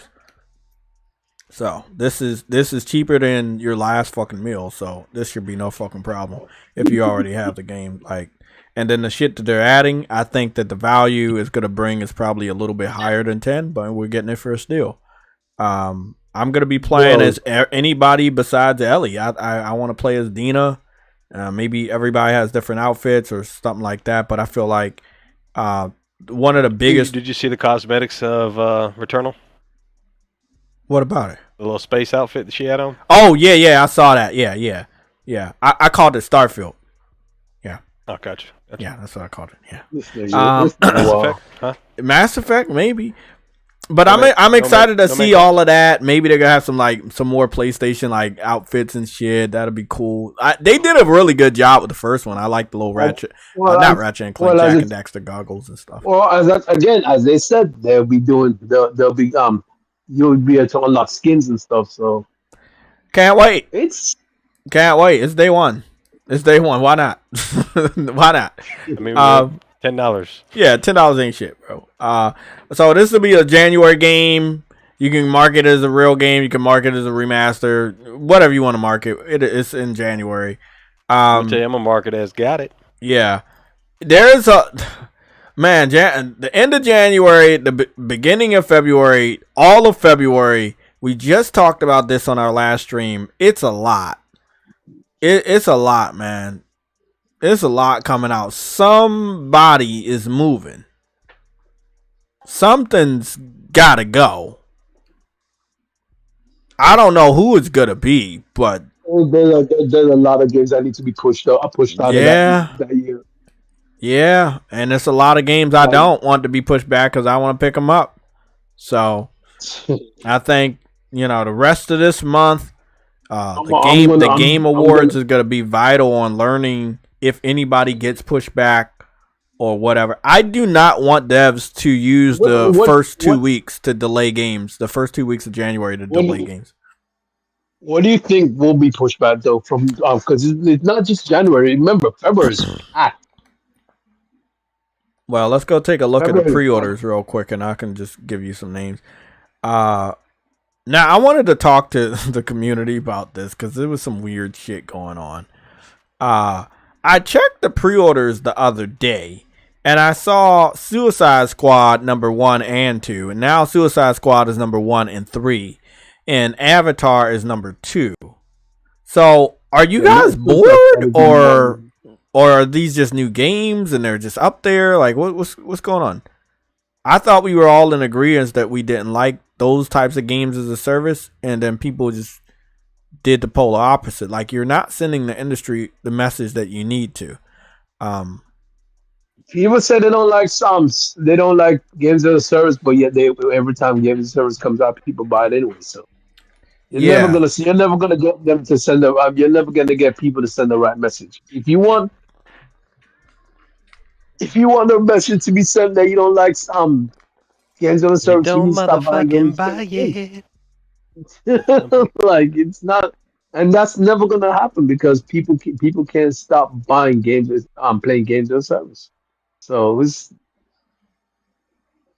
the industry's never gonna get the message. So it's like, that's just it. Like, at the end of the day, people buy microtransactions 24/7. That's not sending a good message to the market that we don't like these kind of practices. So it's like, bro, so I posted something in the red alerts that I wanted you guys to check out. So Nelson, thank you for that red alert. You said the Xbox tax of all the Xbox journalist websites that give Xbox games high scores. Yeah, that's definitely the Xbox tax. So I had dropped a link in a red alert that was posted by someone on Twitter, and it was about the Suicide Squad Kill the Justice League canceled at any time. I want to put this in the mic, and I want y'all to listen. This is very important. If you're planning on getting this game or have already pulled the trigger and pre-ordered it, this is very important. Afro, I know you're a Batman fan, so I definitely want you to listen to this, even though I know you're not going to pick the game up.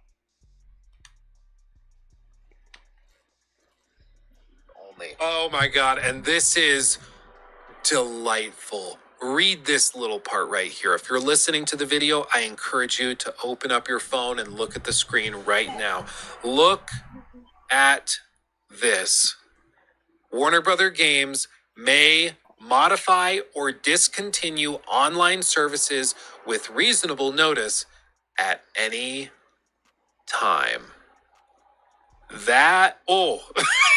If that's not a red flag, I don't frankly know what is. They are putting on the pre-order page a statement saying they're allowed to discontinue support for their online services at any time. Bear in mind, this is an always online game. You have to be connected to the internet to play it at all, which is why only. Oh my God, and this is delightful. So the video is gonna play again. So this is not a good thing. This just happened with multiverses. Yeah, this is on the pre-order page. They're cocky about this shit now because they know most of us don't read. Most of us don't read. This is why I have a fucking YouTube channel, because most of y'all don't know shit. Y'all don't do your research. I'm being real. Hey Jay, what? You want to know something? What? And it's funny you said that because you were 110% fucking accurate with that statement. Yeah. Listen to what you just said. PUBG just had an update come out, right? Mm-hmm. Passive ass little battle pass to keep the community active until we get the next big update for a map in December. Okay. Mm-hmm. So when the update applied, right? You hear these motherfuckers, yo, dude, have you played the new map yet?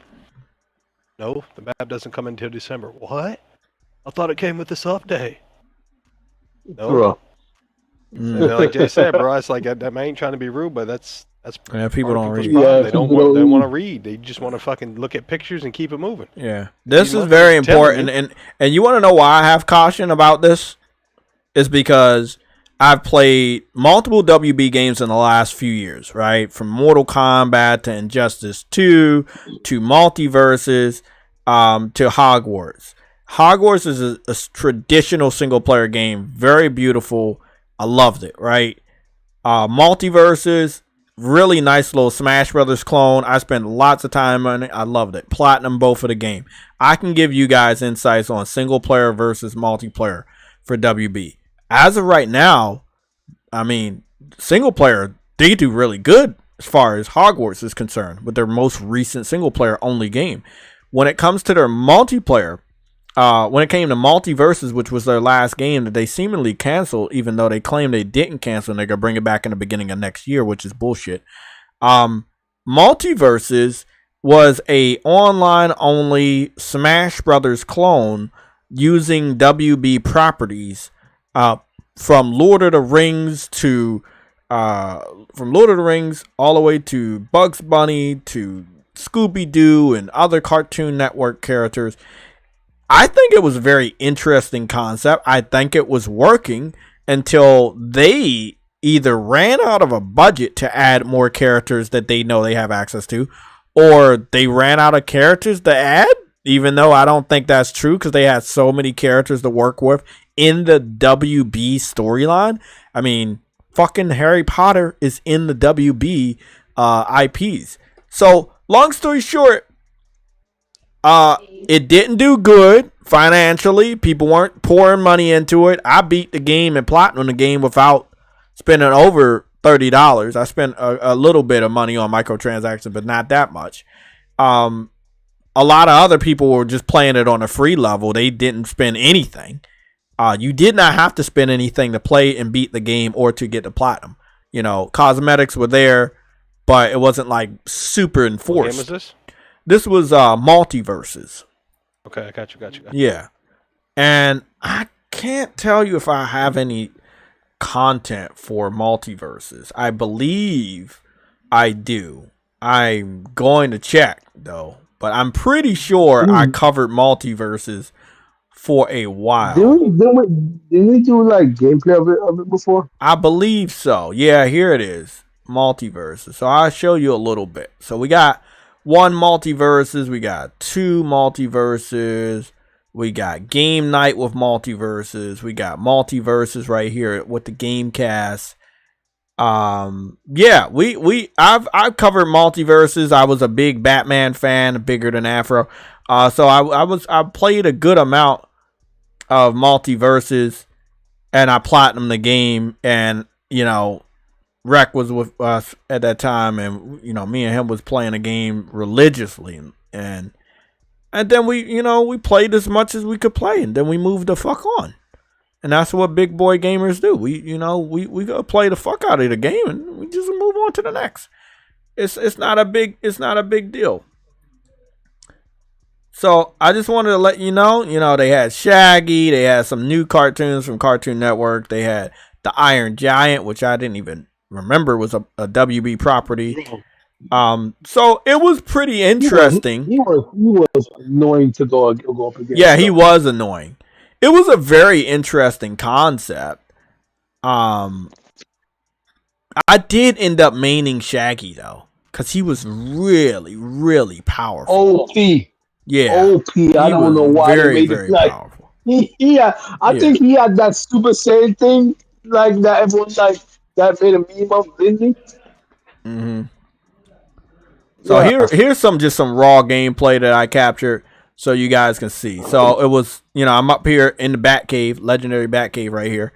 And I'm Finn from Adventure Time, and I'm going up against Superman.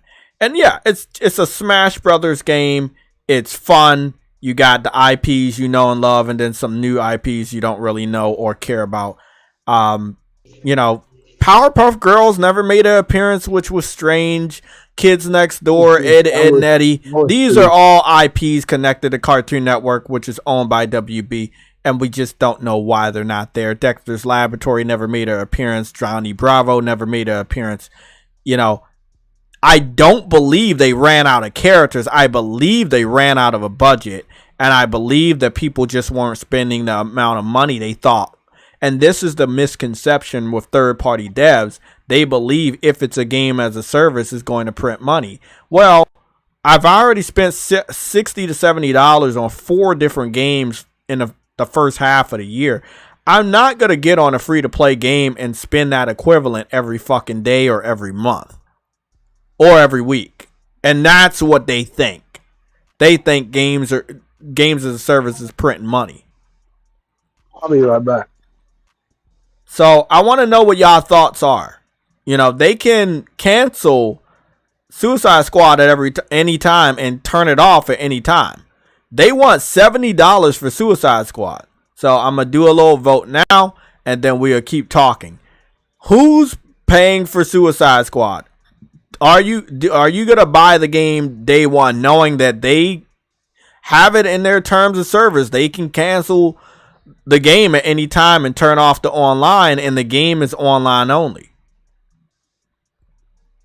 Suicide Squad is still probably a day one for me. We shall see, though. I got to get a little. You know, I'm a co-op fan, and I'm a DC Comics fan. Y'all know But, what's so funny? but Yeah. and they almost had me though. 2 days ago, before I learned this information, they did have me. I was talking to Sick Humor. I was like, bro, I was analyzing the gameplay. I see some stuff I really like.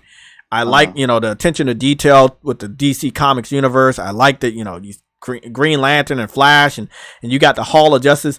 And my fanboy for WB was out there, and it was just like, man, it was out there. I was so ready. And then I learned about this. Yeah.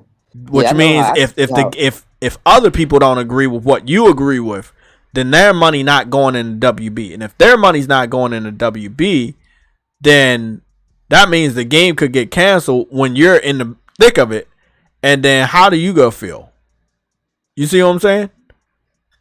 I'ma just feel like, hey, if that's happened, bro, I'm gonna be like, yo, well, it was fun while it lasted, and I got to take an L, but at the same time, I still got some probably hundreds of hours out of it by that point. So, or at least 100. So like that's well worth the 70, 60, 70 bucks for me. You know what I'm saying? Because I'm not gonna play no game forever anyways. Like, or for years. This is what we gotta do. If the chat wants me to buy the game, they'll buy the game. Like what was it? What was the game called? Jesus Christ. What was that game called? Gotham? No, don't worry about it. Was Gotham Knight? Yeah, it was Gotham Knight. No. Yeah, I pioneered that. Yeah, they pioneered that, and I ended up platinuming it. But as far as me coming out of my check, and I'm dead ass serious. If the money ain't there, don't worry. No, I love WB, and I love their comic books and the animated movies and a lot of the cartoons from back in the day. Afro feels the same way, but this is obviously a cash grab.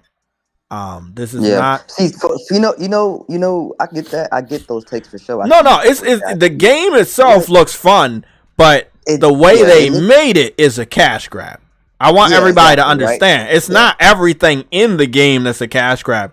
It's the elements of games as a service. And again, for you to be cocky enough to say, "Hey, we can shut it off at any time," and then you have a game always online game, that is not something that instills faith for me. Now, I've already ran around the internet and did the research for you guys. I've seen over 20 different content creators starting to hype this game up. So I think the checks have already cleared with certain content creators that they're going to start hyping this up to be the content creator game. And this is what they need. They need a budget for marketing for other gamers to believe. So we got content creators. My thing is, it's coming out in January. It's co-op and online only. Nigga, make me believe. Put out a beta, put out a demo. Make me believe. I'm not going to fall for the multiverse shit again. And even though I didn't spend more than $30 on this shit with cosmetics, you know this game's probably got some really pretty good cosmetics. And they want $70 up front instead of a free to play. It's a bigger dynamic for me. Let me tell you something. So this game, I think it's going to do okay by most people that play it. I think they're going to like it. I think I'm gonna like it, right? But even though I don't even do live service games like that, so I play that shit by myself and be cool with it. You feel me? But like I was saying though, once Hogwarts Legacy get their online mode, this game's done. This is the game that they're waiting for. Hogwarts is the game they're waiting for. You think Hogwarts Legacy is gonna get an online mode? I think if they get an online mode, it'll be next. For that. Yeah. I think if they get an online mode, that would be next game. I don't think it's gonna be this game. Yeah, I do. I think it'll be the next game because whatever they add for big boy consoles, they gotta have to find a way to add it for Nintendo, and they're not gonna do that. And that's a good point, though. Yeah. That's a good point. They have a standalone Hogwarts multiplayer game. You know, the one on the Quidditch. The Quidditch. Yeah, they have that. Yeah, it's a standalone. Yeah. It's in beta form right now. So we'll see. Wait, is it going to be by the same developers? No. Oh, okay. See, now it's not going to be cohesive then. Okay. Yeah. So, because they made this game to be single player only, and I know it sucks. They should have, incorporated a multiplayer, but them making a single player only made the game even better. So we'll see about that. But as far as WB's track record with multiplayer, I just cannot trust them. Even though this is a game that I would want to play, I don't know if I'm going to feel good spending $70 on a game I don't trust. Hey, y'all might as well get ready to turn my name to Suicide for Eternity because it's coming. Bro. No, it's cool. It's cool. Nah, you know how I am. I can only give you guys what I see. It's up to you to believe me. And then later on, when things turn around, I get the privilege of saying, "Hey, I told you so." I did a lot of times with True Witty. I don't believe that this game. Hold on. Why you bring me up for? Because I've told you so about fucking Starfield multiple times on many aspects related to this game. Many times. It's nothing wrong. I just rather not kind of force it down people's throat that this is what's going to happen. I'm not trying to be Nostradamus to any specific person. I'm just going to say, hey, be careful. I did the same thing with Quantum Error. I don't think, like, everything I've seen from the new gameplay, it's a DC Comics game in a DC Comics universe. And I think that's awesome. Voice actors are there. Animations look crisp. Art style looks all right. But it being in like a big ass city of Metropolis and everybody's turned to mutants and you don't really get to see interactions from civilians being saved like we just got with Spider-Man, it's a little awkward. Spider-Man had civilians, but they also had a lot of towards the end it's a lot of bad guys. So you still got civilians, and you got rescue, but you still have bad guys. And I notice a lot of third-party developers can't distinguish between that. Like, either you gonna have civilians in an open-world city, or you just have a lot of bad guys. You know what's funny about that though? If you want to compare these two types of games, the enemies seem to all be machines. Like that's what I said. They're civilians that have been transformed into Brainiac type of mutant people. They're not 100% machines, but I get what you're saying. Yeah, Brainiac is a machine, and he's infected civilians with his DNA to give them meta powers. It's almost like what they did with something game called Marvel's Avengers. Yeah, exactly. You go primarily you go to New York City and there's not a single civilian, just bad guys. Not a bad game. Not a bad game, but a bad game. No, not a bad game. Not a bad game, but a bad game. You know what I'm saying? Like, I paid for it, I played it, I enjoyed what I could enjoy. They eventually got on record with that stuff, and you got good cosmetics, but I feel like they waited too long. They was like, we don't want to tie it to the Marvel Cinematic Universe, and you didn't have to, but you could have still gave the fan service of those cosmetics. And they had no choice. The game was dying. They had no choice. The game was dying. So, and did you see what happened with that? Like, it's so many years after the game out, but they killed it, even though there are people that still want to play it. I think either is it this year or next year when they got to take it offline. I think they already did. Oh, they did? Okay. Marvel's Avengers is offline. Is it? I don't know. I haven't went there in a while. So I just don't. This is not something I want to keep seeing because we're not going. It's also going to be written in their terms of service. They're not going to give refunds. So let's say they take the shit offline at the end of next year because it really bombs. Well, they expecting this shit to be a cash cow. And Suicide Squad is not a system seller. Now, let me say, what if this was a Justice League game and you could play as 4 or 5, maybe 6 different Justice League members? I think that would be a real good sell.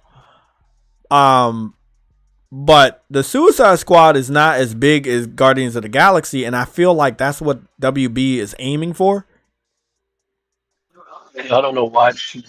They always seem to want to shoot for the. Now, I did like the last Suicide Squad movie, but most people had already had Suicide Squad fatigue by that time. They didn't like the first one. Well, some people did, some people didn't.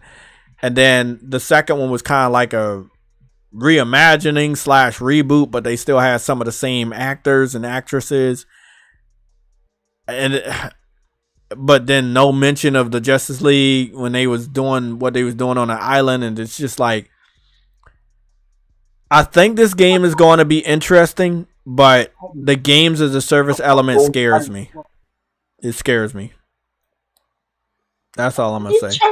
I think a beta or a demo could instill a lot of confidence or confirm a lot more people's fears, but it's something that it needs, and I don't think it's gonna get it. If they can invest enough money in the content creators and influencers to hype normal gamers up, and then they just go out blindly, it's got guns, it's this co-op shooter, go buy it, and people actually fall for it, then yeah, it's not gonna have a beta, it's not gonna have a demo, it'll just be enough.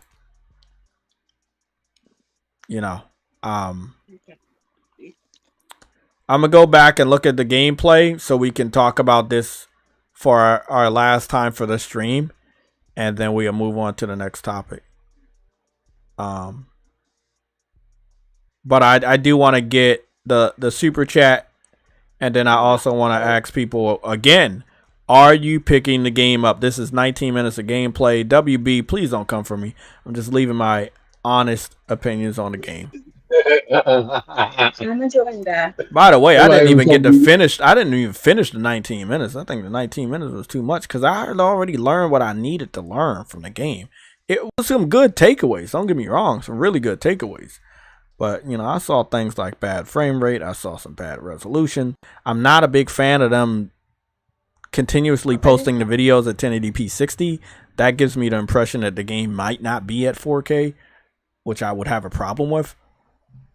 So I need clarification on the resolution. But I have noticed that even on PlayStation's official channel, you know, their shit was 1080p 60 instead of 4K 60. Viper Reaps Corner with the $4.99 super chat. You say, yep, they figured why make a one-time $70 fee when we can try to get $70 weekly or even better daily. Greedy mofos. Yeah, I mean, that's what games as a service is. Hold on. I'm about to put a stop there right there. You're saying they're asking for. No, he's talking about multiverses. This was an old super chat. Oh. In reference to multiverses. Or my statement about games as a service being a cash cow for a lot of developers. And that is actually what they think. They believe they'll be able to get annual paychecks from us instead of just a one-time fee.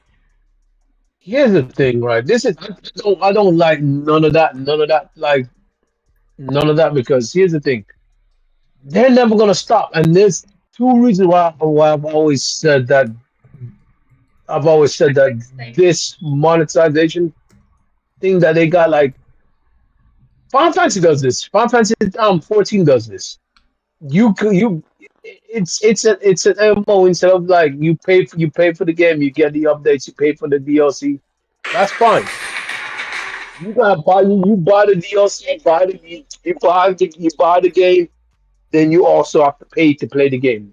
Those are worse like things than just expensive microtransactions. Nigga, you pay for all of this and you don't even own the game. You can't even play the game if you don't pay a fee. That's a bill. Tell your neighbor. Like, but no one complains about that.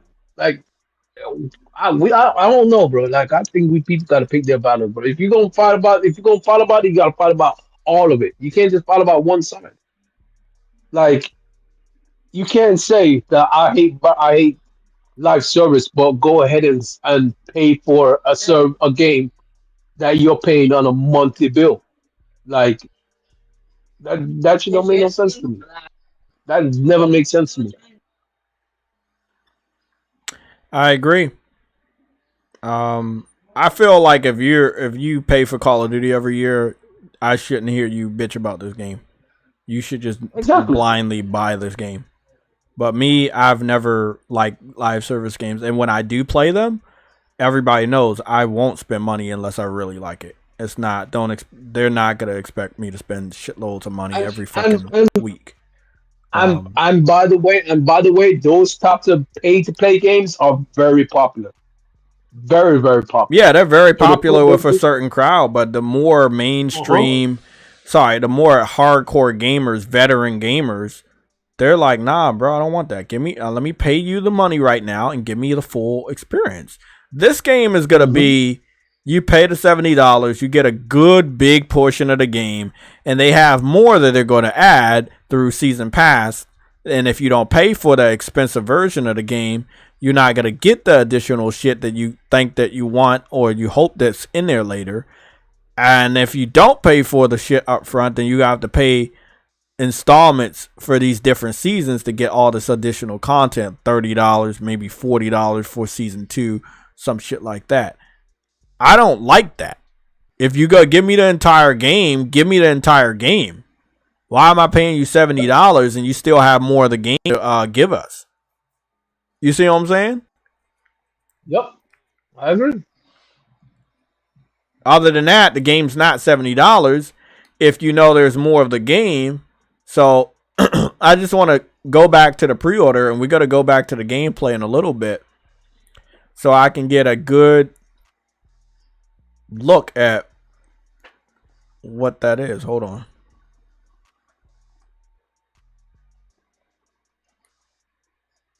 Yeah. Tiny kids in my ear. I don't like it. I know she's always out. I just heard somebody say "yeah" in my ear, like they're talking to me. She's not. She's never gonna be quiet. What She's the fuck? she's at that age where she just doesn't shut up. Yeah. I'm gonna maybe Game Pass and make them shut up. I don't know. So the game's $70. The deluxe edition is $100. So if you pay $100, you get the full game. If you pay $70, you don't. Did you say anything? So my whole thing is, if the entire game is $100, then just charge us $100 and see how people like it. If $70 is not getting you the entire game, then why are you claiming that that's what you're paying? Look at all the other shit you're getting for $100. Like one battle pass token. So one battle pass token. Now I was so, man, I'm so sorry guys, I lied to y'all. If you paid $100, you get access to the other seasons or whatever. You don't. There's no seasons, but there are battle passes. So, and they're only giving you one battle pass token, but we don't know what that one battle pass token does. That could be one battle pass microtransaction, or it could be a token to unlock that first battle pass, and then the next month you have to pay for the shit. They don't disclose any microtransactions that you receive, but we know with a games as a service and cosmetics, you're gonna have to get that. You also know that if you pre-order the game, you get cosmetics, and if you pre-order the deluxe edition, you get even more cosmetics, which means that if you don't pre-order the deluxe edition, there's gonna be a lot of cosmetics that you're probably gonna be tempted to spend even more money for that come out to more than $100. I don't understand how they what they could even do with the season pass. It's almost like they just throw that word in there just to entice live service crowd. Like I don't understand how a season pass would even work for in this case. Like how would that even make sense? Because What are you gonna do to level up the season pass? Are you gonna co-op fight your way fight enemies all the way through constantly? There's ways to cheat that. So like I'm confused how they're gonna get this to work. They got some explaining to do, and they better start doing it quick because nigga and on top of that, that's in the middle of big banger games. Like that's not exactly a spot you want to stay at. Like they need if they really want this to hit, they need to push that back. Push what back? They need to put Suicide Squad. Kelly. Mm. They might need to put that shit in March or something like a little further back. 'Cause even in March they might get trampled by Final Fantasy.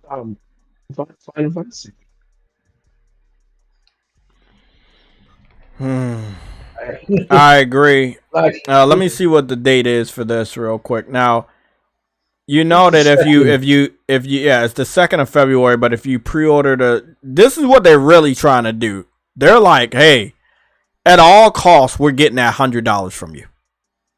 And that's why they put so much shit in the deluxe edition. Listen to this.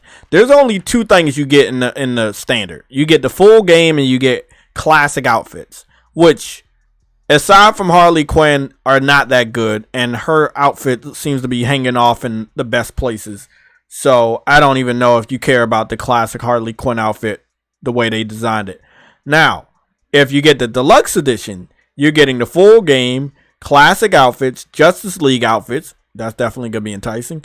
3 Black Mask Notorious weapons, which seem to be those high ranking weapons that you'll probably get from a loot box in the game or somewhere with microtransactions.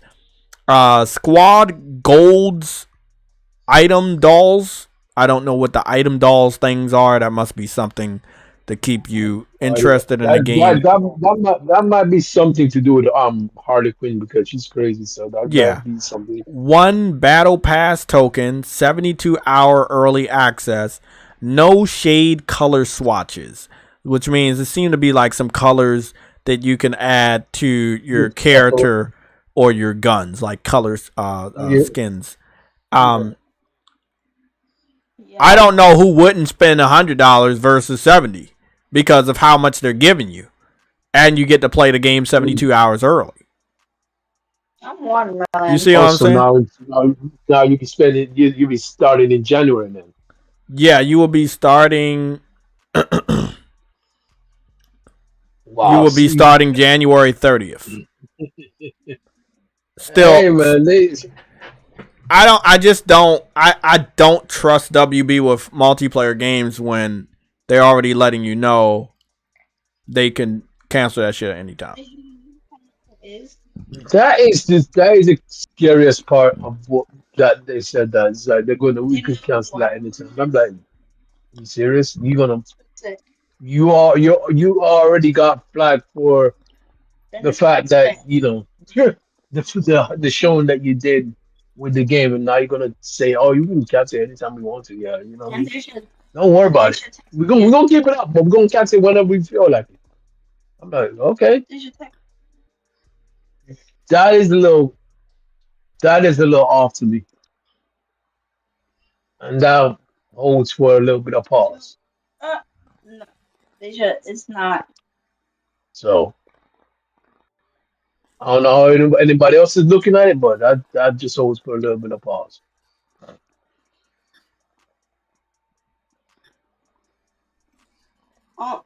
Only people who know who Watermelon is Kelly and Bella. Some people who knows who Watermelon is Bella and Kelly. God damn. You gotta have to tell your niece to get out of the mic for real. God damn it. Like I can hear her whole conversation, and I don't even know what it's about, but I do not want to hear it. I don't give a crap how Bella is. We don't give a crap who Bella is. So long story short, you could just mute your mic if you want until she leaves. But I don't know. I don't think I will be picking the game up day one. there is enough DC Comics in here for me to want it day one, but I don't know if I will get it day one. I'm gonna play it, but like I don't I know, guess man. I'm tired of getting burnt, and being a gamer and content creator. If I buy this game, you already know other people gonna buy it. And then if it's a dud, people are like, "Hey, you made me buy it." And I was like, "Nah, I mean, you're a different person." Like, yeah." you So I was like, uh, I've been staying away from these type of L scenarios where I buy a bad game and know it's bad, and then I'm greeted in the morning with, the game is as bad as I thought it was. I was like, nah, I see really good things with this game, right? Which would probably be the story, the characters, the graphics. As far as the cutscenes look really good, the glamour shots and the cutscenes look really good. The budget's there, but the execution might not be. Yeah, the budget's there, but the execution. Thank you, Afro. The execution's not there, and I don't know if I want to be responsible for any one person, even if it's one person, to buy this game based on my excitement to buy this game or my confirmation of buying this game. I definitely think y'all should be worried about this game. There's enough good things, but there's some bad things that we don't support in this gaming community right now. And if we buy this game, no matter how enticing it is, we would be giving in to those things we claim we don't support. So, and WB does not have a good track record with me personally after the soft cancellation of multiverses. They said they were going to bring this game back early next year. Isn't it funny that this game comes out early next year? Let me say that one more time. Multiverses is supposed to come out early next year. Isn't it funny that this game is coming out early next year? We have not heard anything about the return of multiverses or confirmation that multiverses is actually coming out or coming back early next year. Wait, is it really coming out next year, though? Huh? Is it really coming out next year? That's what they said. They said, hey, it's going to take a little break. We're going to bring it back early next year. Now, with no confirmation of multiverses, we get a confirmation that Suicide Squad is still coming out, and it's coming out in the same time in the same area where multiverses are going to come back. Me personally, I beat the game. I've done all I needed to do with the game. Come out that early. Like if it's even coming out next year, it's coming out that early. Oh, like definitely. You have not released any trailers. You have not brought any exactly. news to the. So that's why I'm saying I can't trust them. You see what I'm saying? If they lie about that, they lie about this game. Like they're not gonna tell you day one that hey, if this game flops, we canceling this shit. But they basically told you this when you go read the terms of service. Well, it's not actually in the terms of service. The guy that found it, he found it on their website page when you pre-order. When you scroll down, I'm curious. I really am curious. Was that even? Was that actually on? Was that also on freaking on PlayStation? Multiverse game? No, Multiverse's game. I don't know. The information about they can cancel it. I think it's pretty obvious that all games probably say that, since so many games as a service have been randomly shut down because you don't like own it. Like most of them are free to play, so you didn't own it, so they can close it down anytime they want. Now this is a little different because this is a game you're paying $70 for. Yeah, you're paying for microtransactions. Yeah. But this is different because it's a game you actually playing $70 for.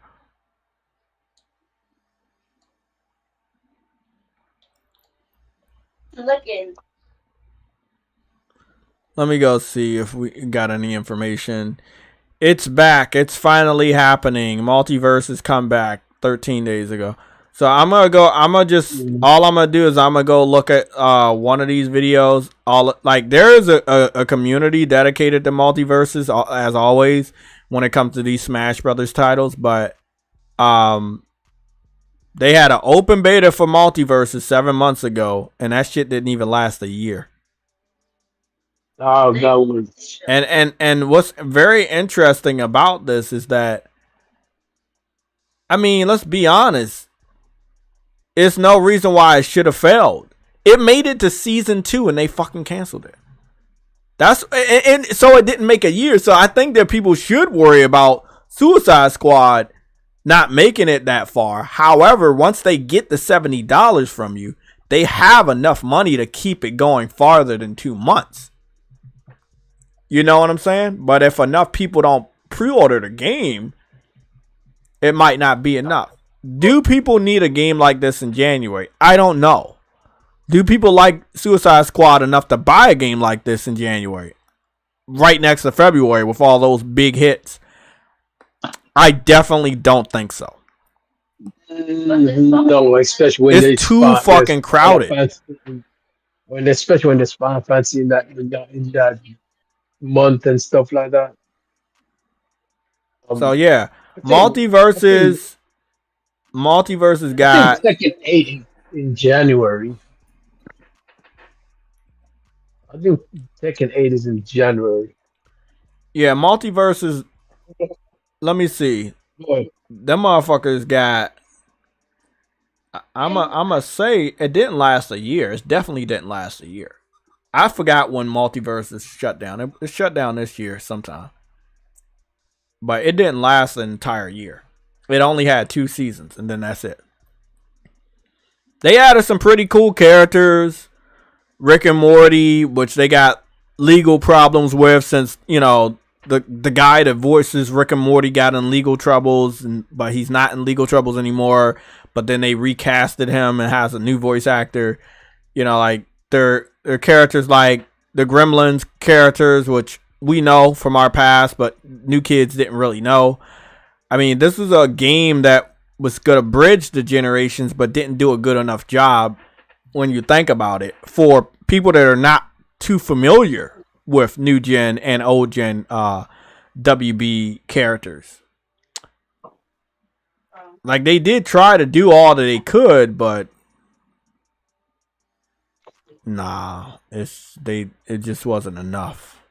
People have made their decision to not get this. Doing anything that's Smash Brothers, if you're not doing it on that level, don't do it. Nickelodeon All-Stars, they doing a really good job.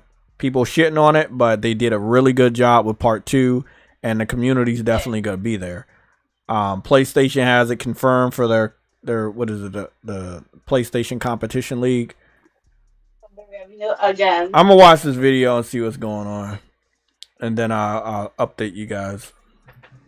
I don't know if I can trust WB, you know. But again, if they get that $70 from y'all, they should go farther than 2 months. Versus this game was free to play and they didn't get the money in advance and they only went to season 2.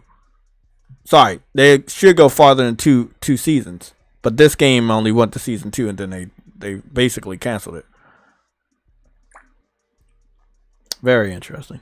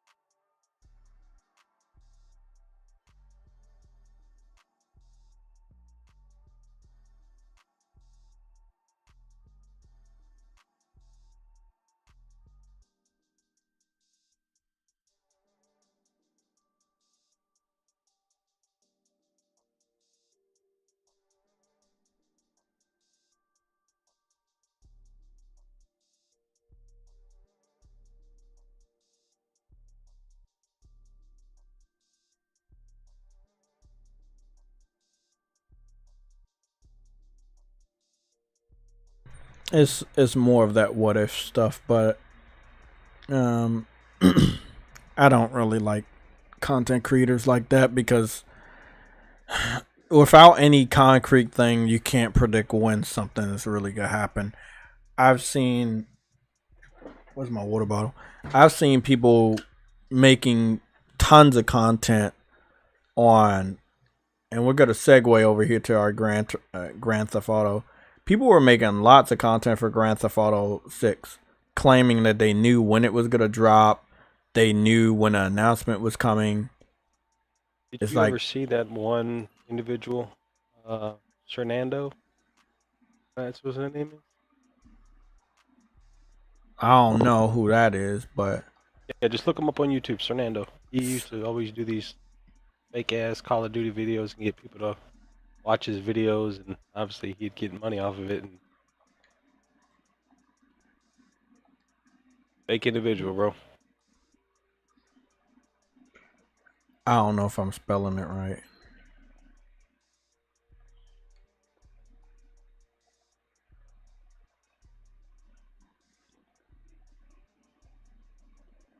Am I not spelling it right? Is it Fernando with a E-R? Oh, there it is, Fernando. 6 million views, subscribers, yeah. Yeah, that looks like, oh yeah, I think I've seen this dude, yeah.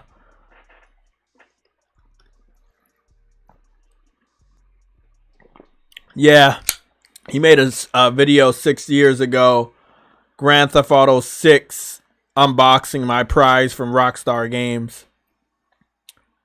This is why I don't listen to a lot of other content creators on information that can't be verified, because I'll get burnt.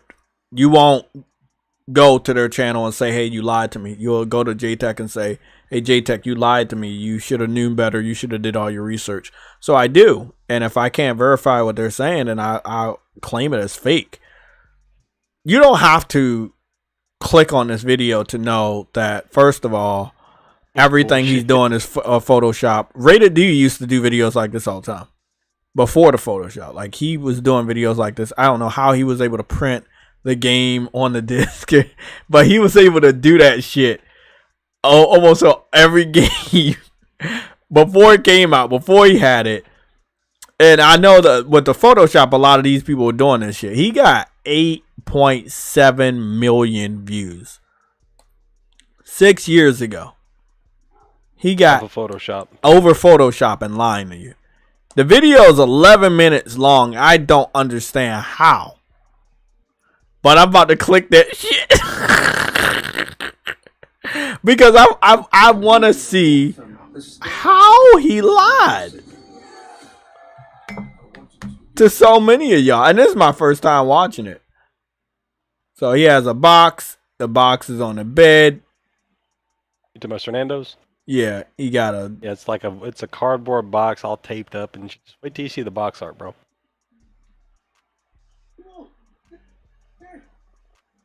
He trolled so many people with this. Got away with it. These are the worst type of people. These are the worst type of people with a yellow feline jacket on. The worst type of people. Little ass, goofy ass kid, looking like got braces on and everything. Look like a dude you stuff in the locker. You know what I mean, bro?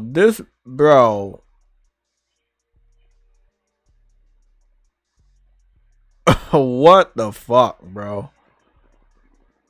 People like that get rewarded, bro. Oh, somebody made a video about him 2 years ago. The rise and fall of Fernando, YouTube's infamous clickbaiter. Mm-hmm. Well, I mean, he did one video, bro. He did one video where he took Grand Theft Auto 4, the disc version, and put it in his car's CD player to see what would happen. He did a video about that. Problems. I tried a keyboard for kids and won. Like, these are, yeah, this is major clickbait. And people said like what 11 days ago, the deserved downfall of Fernando, Grand Theft Auto 5, scumbag. Yeah, I mean, hey, I remember this guy now. I do remember this guy, but he's still making bank off of YouTube. That's the thing. Like, he's not making many videos at all these days. His last video was 2 months ago, but he's still making money off of these views. Like, I can't tell y'all, bro. I'm still making money off of one of my PlayStation Home videos. Like, it makes a lot of money. It's like it has over 100,000 views. And, I mean, that's just out. That and the Spider-Man video. You know? Because about Spider-Man, dude? Yeah, it's the video where I was playing Spider-Man on Xbox, the Lego one. That's wild, bro. And people like this, they don't care about hurting the industry or hurting the gaming community. You see how he just randomly left? Yeah, the nigga just left 2 months ago. He was like, fuck y'all, I'm not making no more content. And these are people you gotta look out for. They do not give a fuck about you as a viewer, bro. They do not care about you as a viewer. This dude just dipped on an entire fucking community after lying to so many people. That's wild, bro. Go take the money and run. That's what he did. He took the money and ran, bro.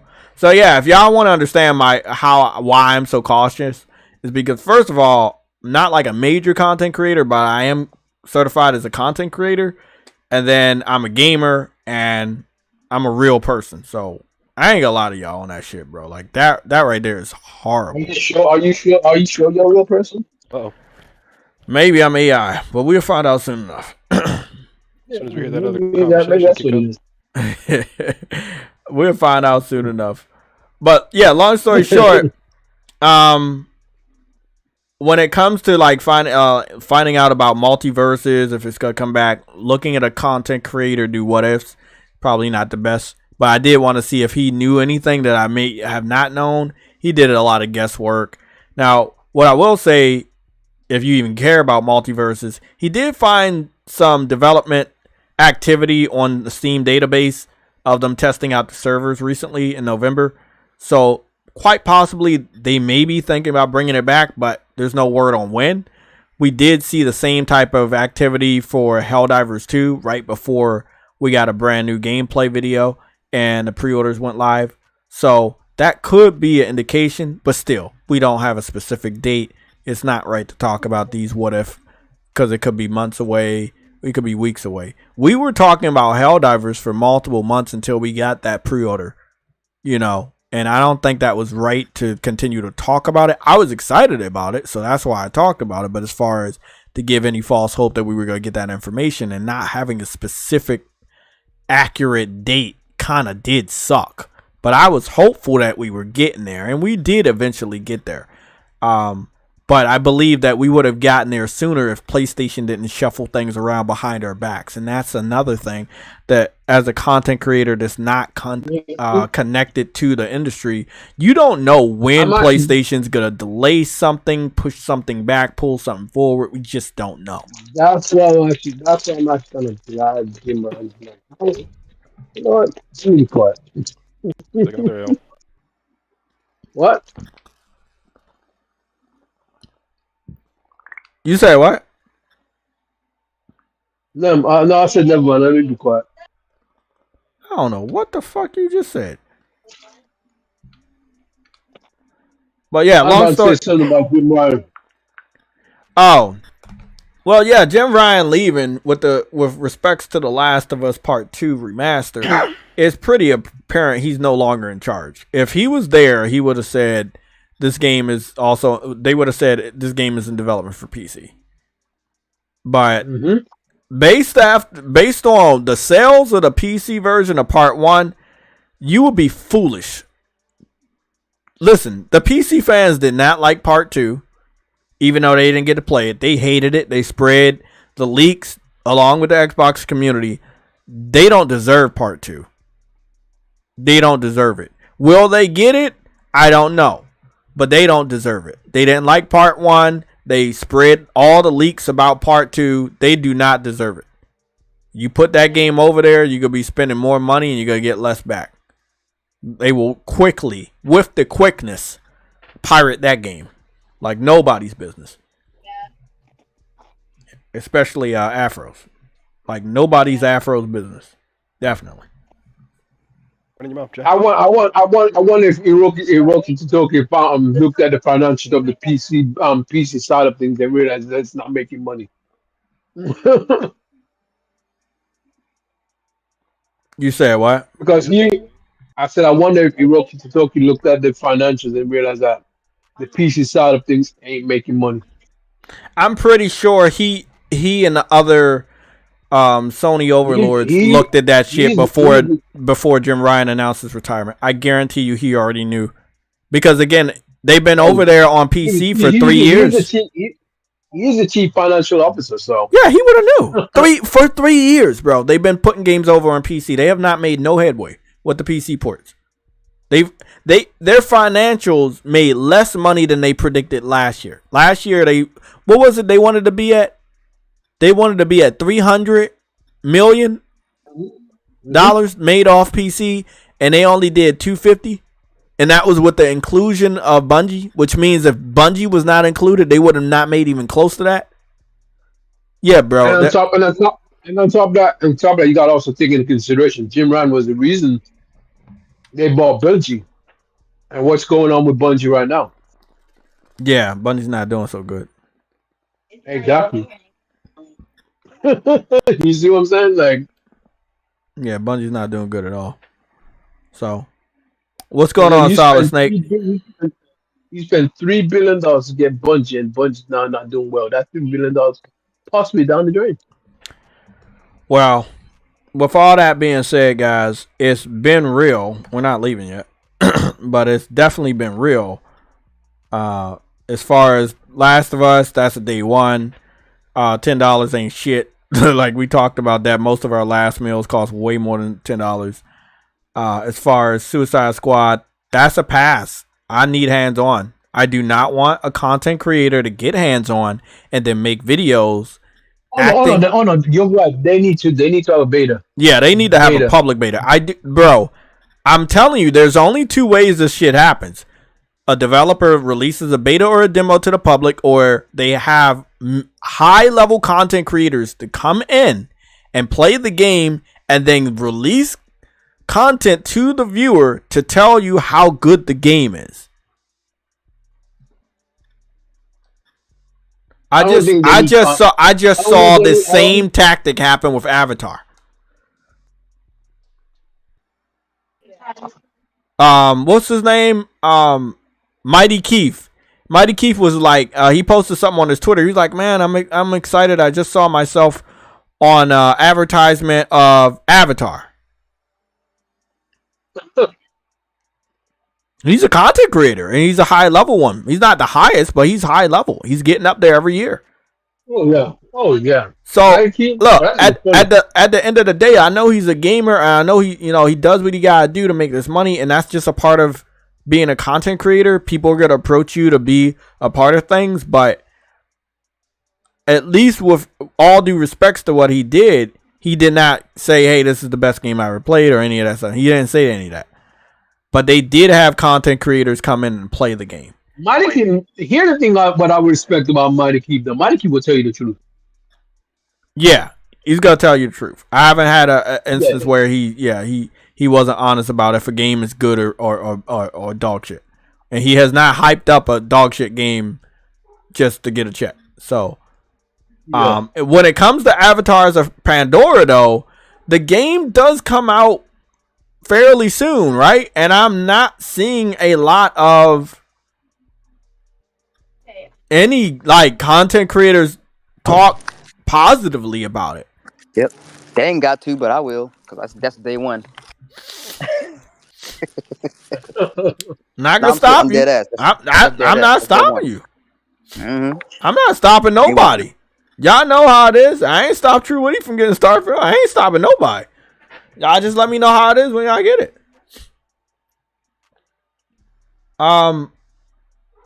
Avatar's world is absolutely gorgeous. So it seemed like the press event was like 2 weeks ago. You don't need to buy it.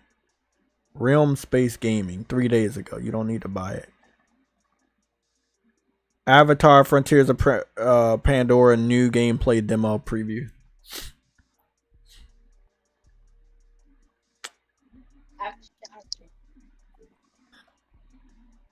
Let me just see what this says real quick.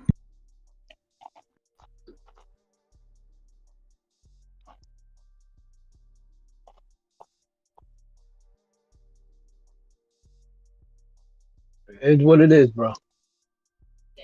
I'm just trying to see if anybody really gonna say shit. No one probably will say anything.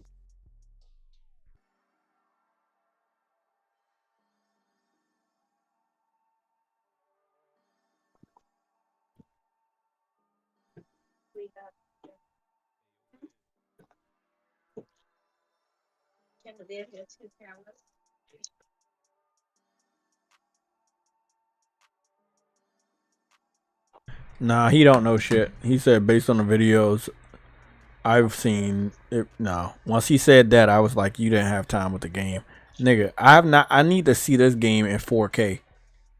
I'm trying to find 4K 60 footage, and it's really hard to find Avatar 4K 60 footage from the creators, Ubisoft or PlayStation, or find Suicide Squad 4K 60 footage. And normally when you can't find that footage day one, there's a problem. So do we have a verification that it's 4K 60 or 4K 30? Anybody know?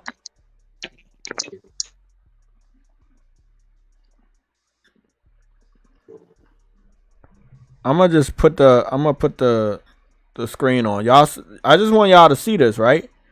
Every time when you go to a video, right?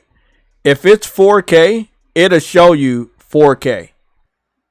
If it's not 4K, it won't show 4K. So what we do have is the Avatar Frontiers of Pandora Season Pass trailer. That's by Ubisoft and PlayStation. It was posted in 4K 5 days ago. So let's go take a look at that.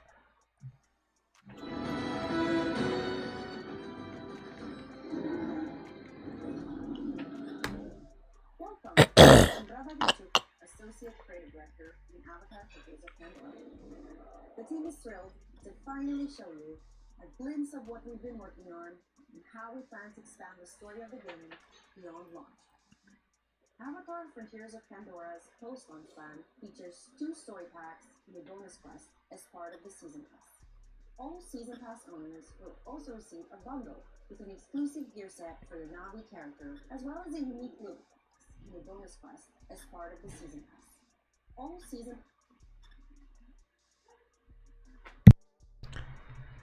Hey, Games from Eternity. You say you playing this at you playing this, right? Which one? Avatar. Yeah, I'm gonna pick it up. Yeah. Okay. Trying to see if I can get this shit to run. That shit go. This. Like, give Far Cry, and a fucking on Pandora. Give it here. That's all I gotta say. Give it here. Yeah, if they would have caught me about 10 years ago, I would have been all on this.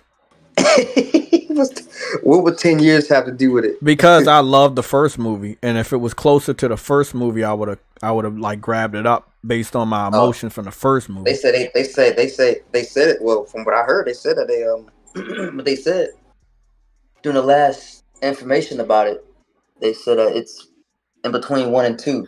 Yeah, but I don't really care about the franchise as a whole anymore. That's why I said if it was like 10 years, I would have cared enough to like, oh, okay, let me pick it up. I just don't care about Avatar like that no more. Because they took such a long break. I was waiting for multiple years for more Avatar.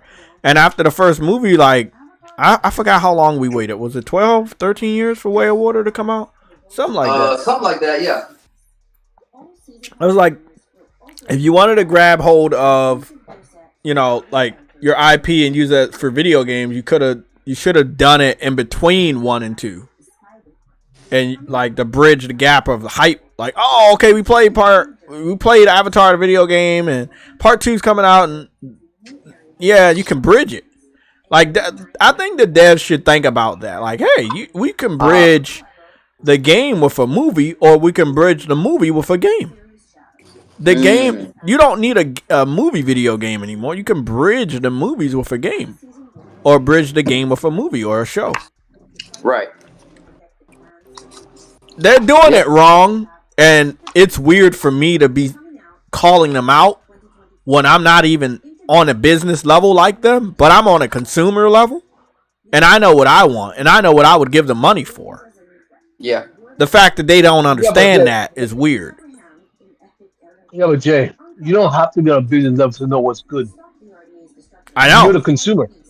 Exactly, I know, but they don't. The fact that they don't know, it's like, oh no, like, bro, you literally spent a whole 2 minutes. Get the season pass. Oh, we're gonna do this with the season pass. It's like, me personally, I forgot this was even a games as. I didn't even know it was a games as a service. I swear on everything. I don't really have any interest, so I didn't really keep up with this. The majority of subscribers on this channel, members, gamers, friends, I don't really hear you guys talking about this game. Most people don't even remember it's still coming out. You know, I got one person, I got Games for Eternity confirmed, he's hyped for it. I asked people, Avatar, the Pandora game. I asked people the last stream, do they care about it? Actually, not the last stream, on the Sunday show, last Sunday show. I asked everybody for a whole 20-30 minutes. I was trying to get people to vote. Do you care about it? Are you going to get it? No, like, everybody was like, nah, they don't care. They didn't even remember it was coming out. I completely forgot about it, to be quite fair. I'm not even Is this the one that's going to have multiplayer, or was that the cell phone video game? Or is this the one? I'm not even sure. I'm not even sure either. I know one of them was having like multiplayer, and I thought that was pretty cool.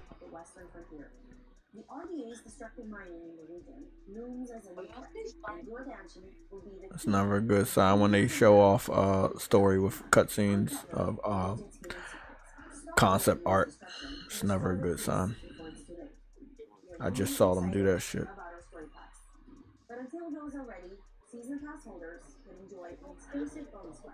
Okay, so they got a story pass and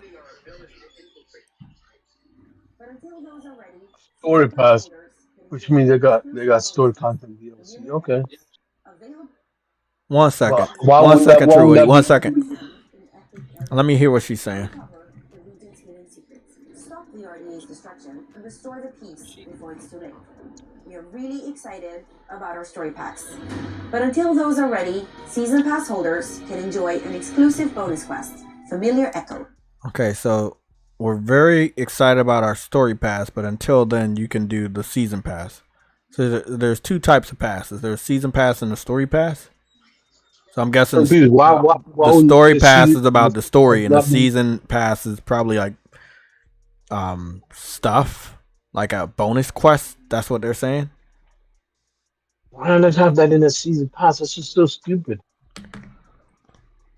It's Ubisoft. This is their new take on business. Like, hey, bro, this IP, I know you gave us $70. We still want to make money off of you for the game that you paid $70.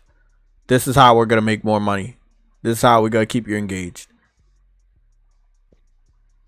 I mean, it's not a bad plan, but waiting all the way until the end of next year for the rest of the game to come, or just release the whole full game. If you want us to charge, if you want to charge $100 for a game, I know people gonna hate me for this, then charge it. Good luck and see what happens. But don't chop it up and still have us pay $70 or $100, and then the rest of the game we still have to wait for. If we're paying $100 up front for deluxe editions, then give us the whole game at that fucking time instead of making us wait until the end of next year for the last two story pieces. Like it's just not, that doesn't make sense. You want more money, and even if we give you more money, we're still waiting. Do y'all get what I'm saying? Like, yeah, you want us to pay $100? Cool, but give us all the content day one. Oh, we can't do that. Why not? We just gave you all the fucking money.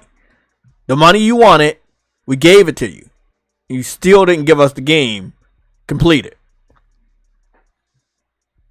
I don't like these build as you go games. I'm not going to support it financially. I'm not going to support it with my YouTube channel. I'm not going to give anybody the wrong message that I support this shit. I will not be buying this. First of all, I fell out of love with Avatar. I really loved the first movie. The first movie was so fucking good. And I feel like it's an IP that I would rather watch than play. But I know some people love the IP enough that they're hungry for anything, and they're gonna play it, or they're gonna pay for it, and that's perfectly fine. I still believe that they would have maximized the sales if this game was closer to the Way of Water movie, and I don't understand why they couldn't get that right. But this is Ubisoft, and I believe they're being spread thin. You know, they're making Assassin's Creed, they're doing the new Star Wars, they're doing Avatar, and I just don't know. This is something new for Ubisoft to be making so many big IPs all at the same time. I just don't know if that's gonna be a good thing once all things are said and done. I just don't think this is good. You know, they need to take time with each and every one of these IPs, not rush anything, give everybody the nice and loving care. And yeah, I will admit on one thing though. That Star Wars game that they got cooking, I'm not be interested in it. That's funny. I'm happy that Crap Gamer was suffering emotionally because Starfield didn't get Game of the Year. Wait, what?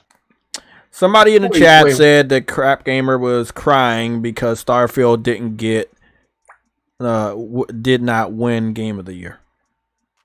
No, that's for publicity, man. That nigga ain't crying, bro. I think it's awesome. That nigga ain't crying, but that's gotta be for stunt to boost his popularity on being an Xbox dude again. Yeah, it's awesome. That's cool. But yeah, back to Avatar. I mean, I think I've seen more people talk about. Ain't Crap Gamer that same dude that said he didn't even like Fallout? So why would you like Starfield? I don't know if I don't think he liked Starfield because when the game came out, I don't think we saw him post any content. If you really care about these games, we gotta catch you playing it. Like we never post content. Yeah, we gotta catch you playing. I mean, when I got Cyberpunk, I couldn't put that shit down. When I got Spider-Man, I couldn't put it down. God of War, Horizon Forbidden West, Returnal, I couldn't put it down. Like, if you care about a game, you gonna be playing it, and people gonna catch you playing it. You know, that's just how it is. If you don't give a fuck about the game, we gonna find out that you don't give a fuck about the game because you're not even playing it. You gonna pull my down? Hold on. Crap Gamer is the worst. Nah. I was about to say I've heard more interest in Suicide Squad than Avatar. But I'm gonna go back to the pre-order page and just see if maybe we can check something here. I know Avatar is coming up soon, but I forgot how soon. Now this is funny. The Ultimate Edition of the game is the highest one at number 2. So I guess a lot of people are gonna do it. It's $130. I'm not gonna do it, but it's interesting. I got 3 people that pre-ordered this version of the game. Let me go see what the other version looks like. That's $70. I ain't paying $130 for Avatar. Fuck out of my face with that. And you still gotta wait for all of the season pass and the 2 story passes.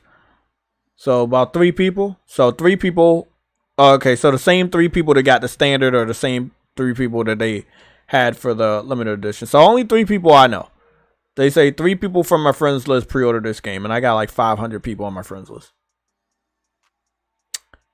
And we're gonna go to Suicide Squad and see how many people.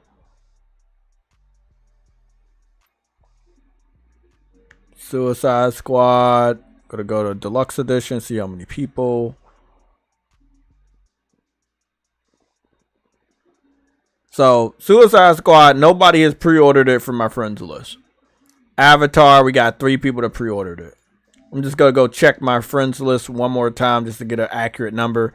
I got 541 friends. So, out of 541 friends, nobody has pre-ordered Suicide Squad yet.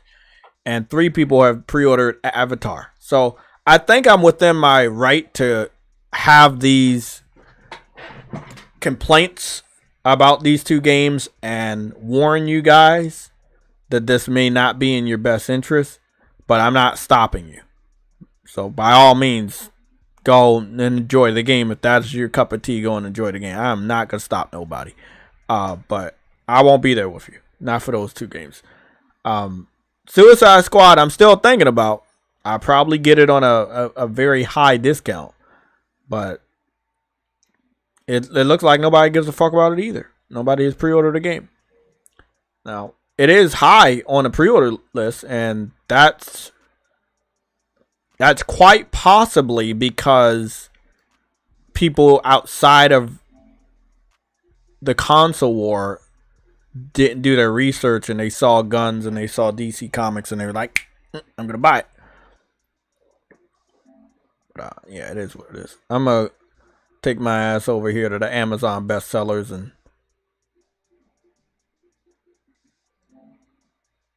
let me go see what I see over here.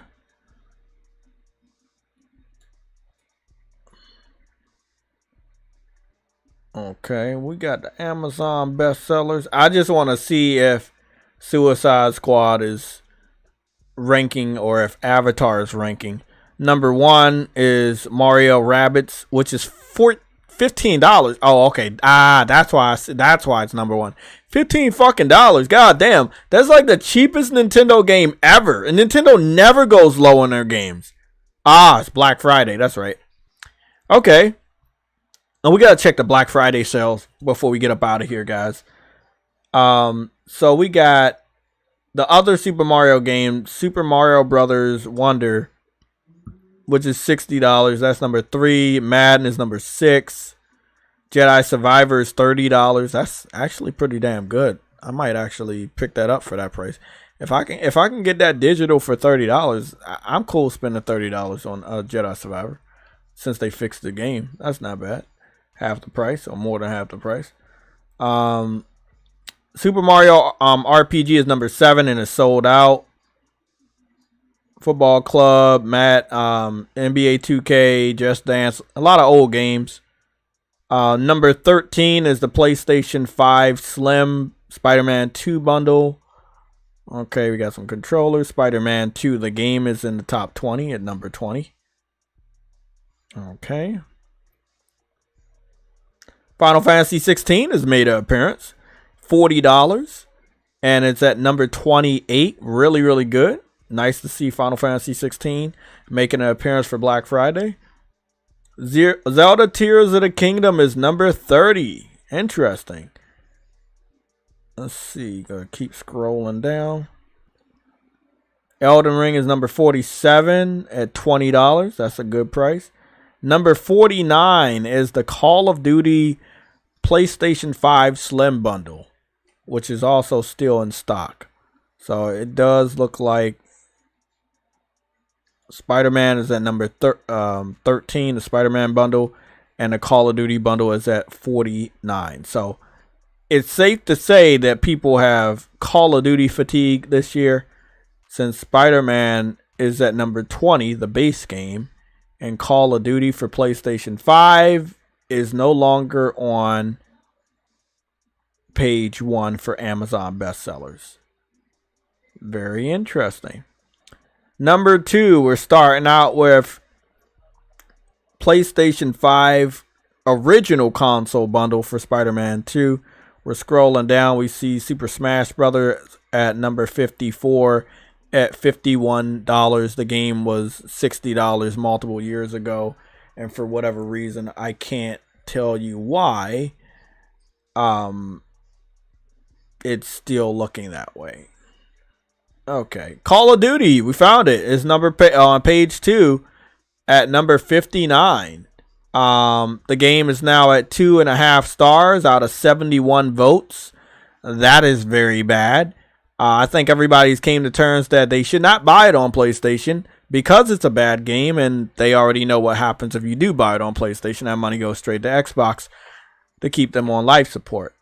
The basic PlayStation 5 console is still in stock, number 62. Good. 5 star. Let's scroll down a little bit more. Scrolling down. Miles Morales is making an appearance at $35 at number 79. That's very interesting. So maybe some people have played Spider-Man 2 before playing Miles Morales, or maybe some people are going to play Miles Morales before playing Spider-Man 2. The PlayStation 5 is in stock, and it makes a nice complimentary gift to the PlayStation 5 Spider-Man bundle. Ghost of Tsushima is also on the list, number 85. We don't know what the price was, but it probably was around $30, and people gobbled it up because it is now sold out. You see that right there? Oh shit. Sorry guys, I just wanted to show y'all this. So when you see 33 offers, that kind of makes sense. But when you don't see a price there with the Prime buy it, it means it's sold out. So you see all these other prices that are red. Well, I got Prime, but I'm not logged in. You see these prices that are red, that means it's available. When you don't see a red price, it means it's not. So Ghost of Tsushima is sold out, number 85. It'll probably drop off if it remains sold out. But it is very interesting that more and more people are picking up Ghost of Tsushima. Such a great game. Scrolling down a little bit more, I have not seen Avatar, and I have not seen some other games too. Okay. Okay. I'm not seeing anything else. Sonic, the new Sonic game that came out at $60 is all the way down to $35. I'm gonna wait. I really want to get that Sonic game. $20 is my price, so I'll be waiting.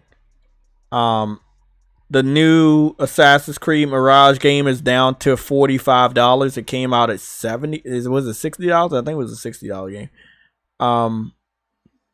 I still didn't see Avatar. I didn't see Suicide Squad on the top 100, so based on digital sales, doesn't really reflect that people really give two fucks about those two games to buy them. I will go to the PS5 specific section because I know we buy games, so it may look different on the top 100 for PlayStation 5 only. When you go to the PlayStation 5 only section, we're going to start with the exclusives. We got Spider-Man 2 at number 9. We got Final Fantasy 16 at number 11. We have the Spider-Man 2 bundle at number 17. The Call of Duty bundle is at number 16. Not an exclusive. Miles Morales is at number 24. Ghost of Tsushima is at number 25 right here, but sold out now. God of War Ragnarok is still selling at number 37 on the PlayStation 5 only section. Ratchet and Clank Rift Apart is number 41 on the PlayStation 5 only section. Stray used to be a timed exclusive. It's at number 44 on the PlayStation 5 exclusive section. And then we're going to go head on back to page 2, where we're meted with Gran Turismo 7 at number 51 for the PlayStation 5 only section. Forspoken is still a timed exclusive for PlayStation. It is $20. It finally hit the fucking magic $20. I don't know if that's the price for PlayStation Black Friday deals on the store. I'm going to check that soon. It's at number 59. It's all right. Oh, the PlayStation Portal is right there. PlayStation Portal is number 60. You said Nintendo dropped their prices for Black Friday. For one game, the Super Mario Rabbids game with Ubisoft is $15. It's the number one selling game on Amazon right now. I know why. All the other games got only small price cuts, but nothing major compared to PlayStation. It's because I know why. I know why that even that game got a cut. It's because it's not made by Nintendo Studios. Yeah, it's not exactly. Yeah, Nintendo doesn't drop prices. They don't. I looked all the other games, and that's why all PlayStation is whooping Nintendo's ass when it comes to Amazon bestsellers this month, because PlayStation will come down off the prices, but it doesn't look like Nintendo will. The PlayStation Portal is number 60, but for a weird reason is sitting at 2.5 stars with only 5 votes. Somebody can explain that has the PlayStation Portal. I've heard nothing but good things about it. No, I've heard good things about the Portal, which is actually very weird, knowing that it's actually only a remote play device. So apparently going to be a streaming device as well. So we got some interesting things also on page 2 for the PlayStation 5 only section. Persona 5 is sold out. It's at number 67. Kenna is number 70, but it's at $20. That's a really good steal right there. Demon Souls is at number 73. That's a really good surprise. That's $30 they want for that. Trust me, that's a steal. That motherfucking game is definitely worth way more than $30. That shit's a steal. Now, this is where it gets interesting. We finally see Avatar, the video game.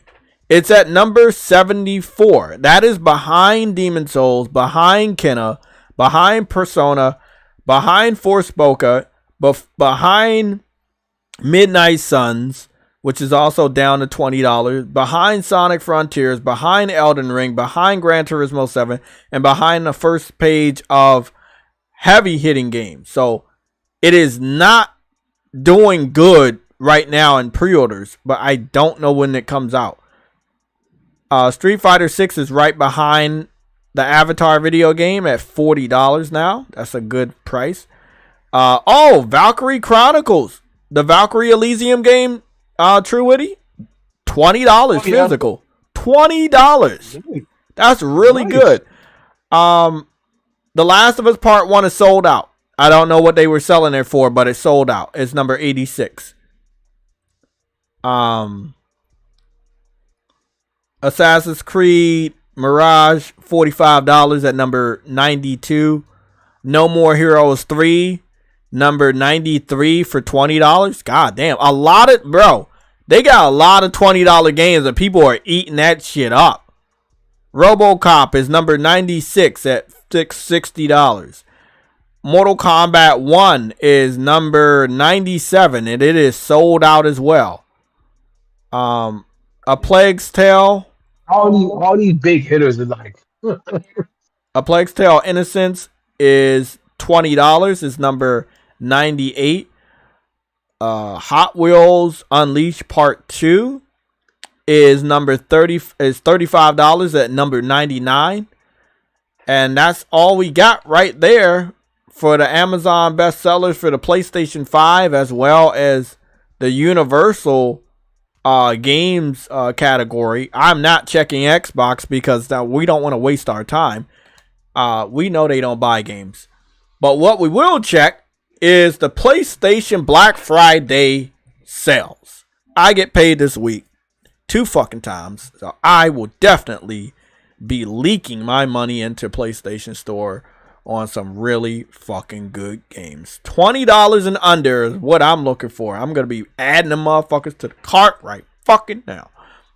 $20 and under. Burning Shores, Spider-Man Miles Morales, Spider-Man 2018 Game of the Year Edition. Destiny 2, Grand Theft Auto 5. And I'm waiting for the rest of them to pop in. Okay, Assassin's Creed Valhalla. Assassin's Creed Valhalla is $20? That's not bad. And I still won't pay for it. Goobity goop. You have... I'm confused. I thought I paid for Witcher. They said Witcher Wild Hunt is $11.99. I thought I owned Witcher, bro. I swore I owned Witcher. That's the PS5 version, Jay. Oh, okay. I do own the PS5 version. Okay, I own that one. Okay, cool. So I don't own the normal version. I own the completed edition. That's so weird. I don't even get that one. Gotham Knight seems to be $20.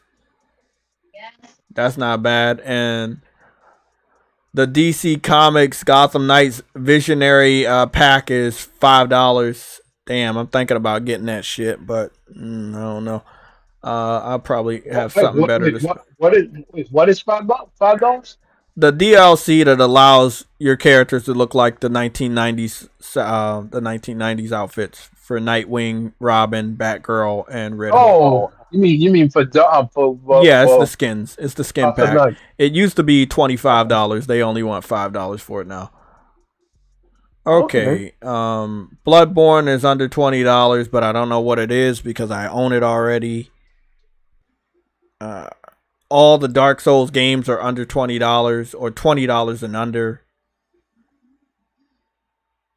Yeah, $20 and under. I don't know where Dark Souls 3 is. I see Dark Souls 3 Season Pass, but I don't see Dark Souls 3. But the Bloodborns are on sale. The Dark Souls are on sale. The Black Desert games are on sale. And the microtransactions are on sale.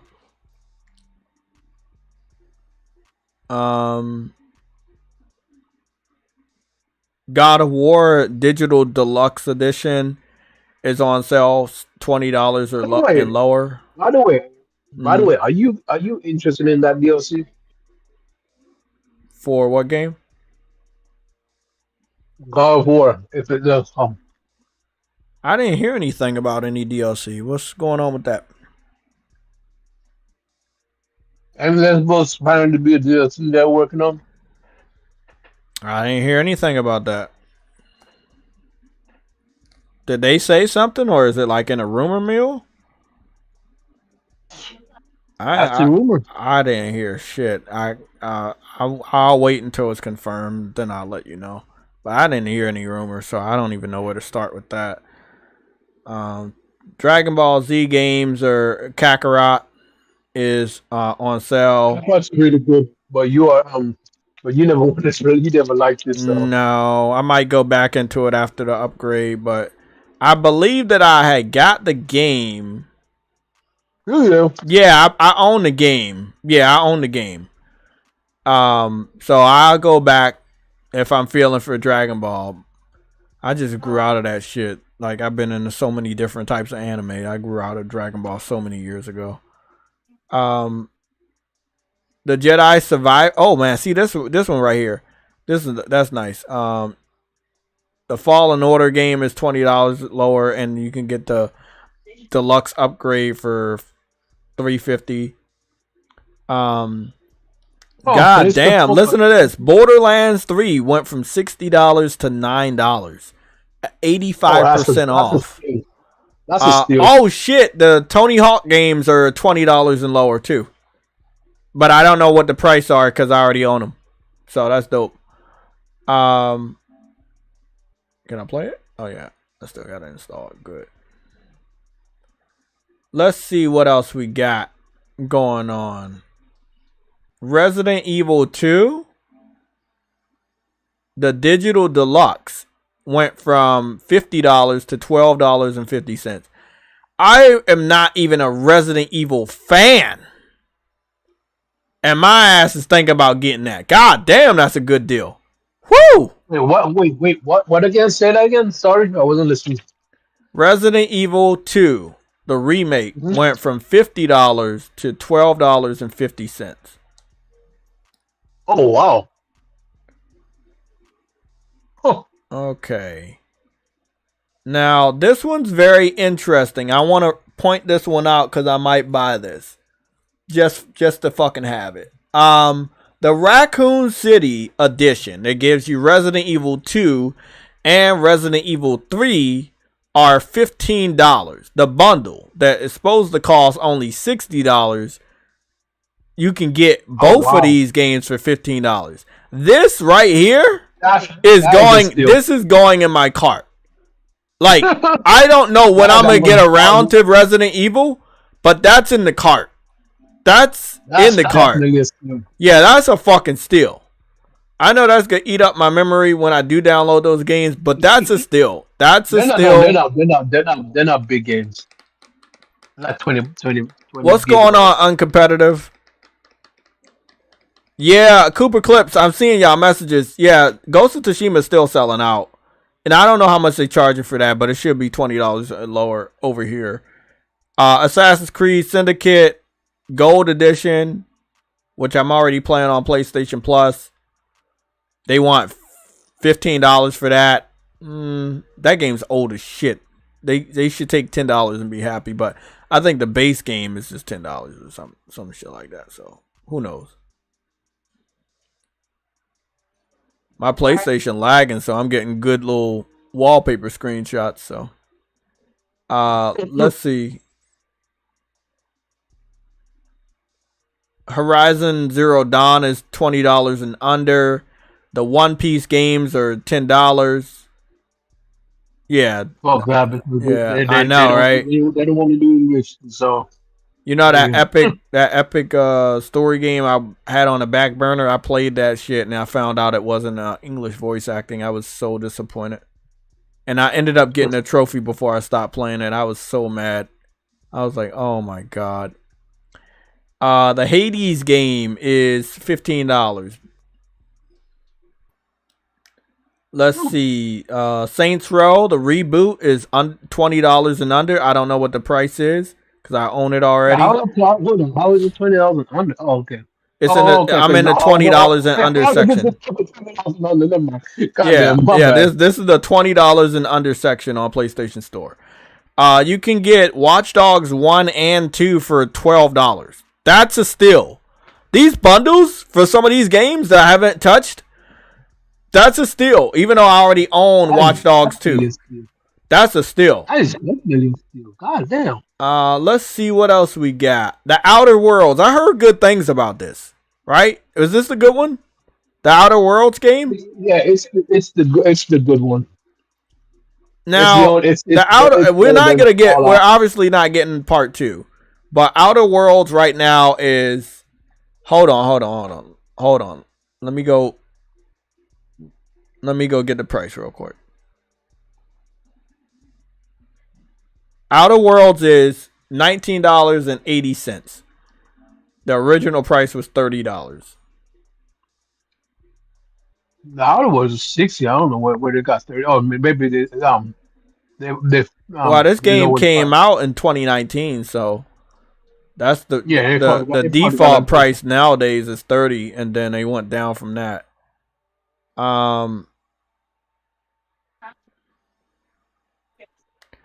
Dragon's Dogma, The Dark Arisen, is $5.09. The original price is $30. That's a steal. That's a fucking steal. But this game is so dated. This game looks so bad. No. I'll take that game off your hands for 15 cents. Nah, bro. Let's see what we got. All the Remnant stuff is like low. So it's lower than $20 and lower. Let's see. I got some games I've already paid for. Okay, scrolling down.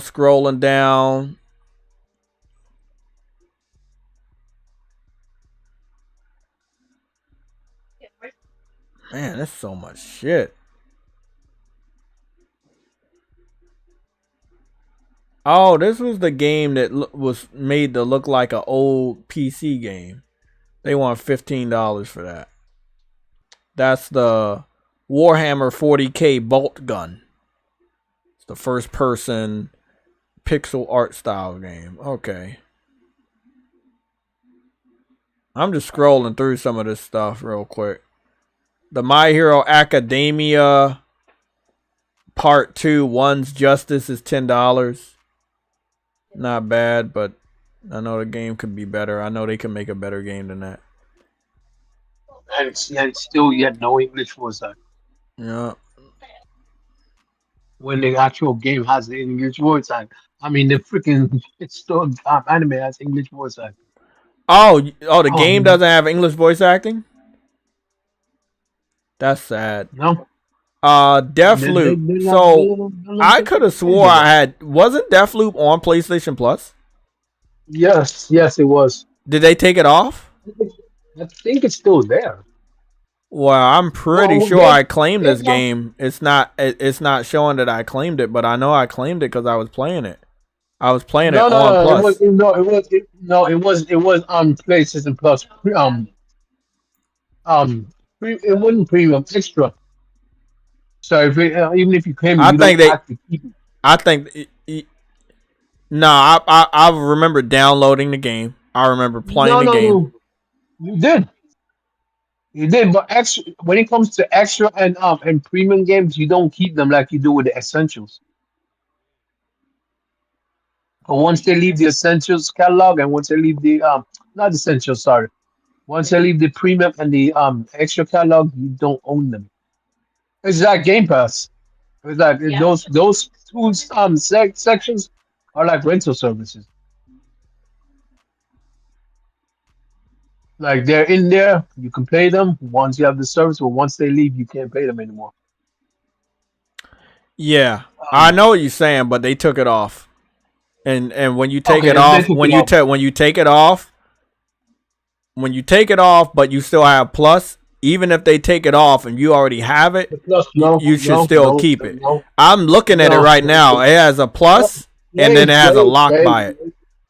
Exactly, because you don't. They took it off. No, I do. No, I think I'm not understanding, Jay. I don't think you're understanding. Bro, I've had Plus since day one. Trust me, I'm the one person that does understand this. I understand this. Yes, they took it off of Plus, but I still own it on Plus, but I can't play it because they took it off. You only own it on PlayStation Plus Extra. You don't own it on Essentials, Jay. Essentials is different from Extra. I have all of them. I have Premium.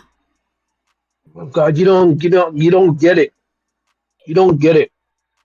If they take it off of if the game was brought in on like the extra tier or the premium tier, once they take it off of that tier, you don't own it anymore because those tiers are rental tiers.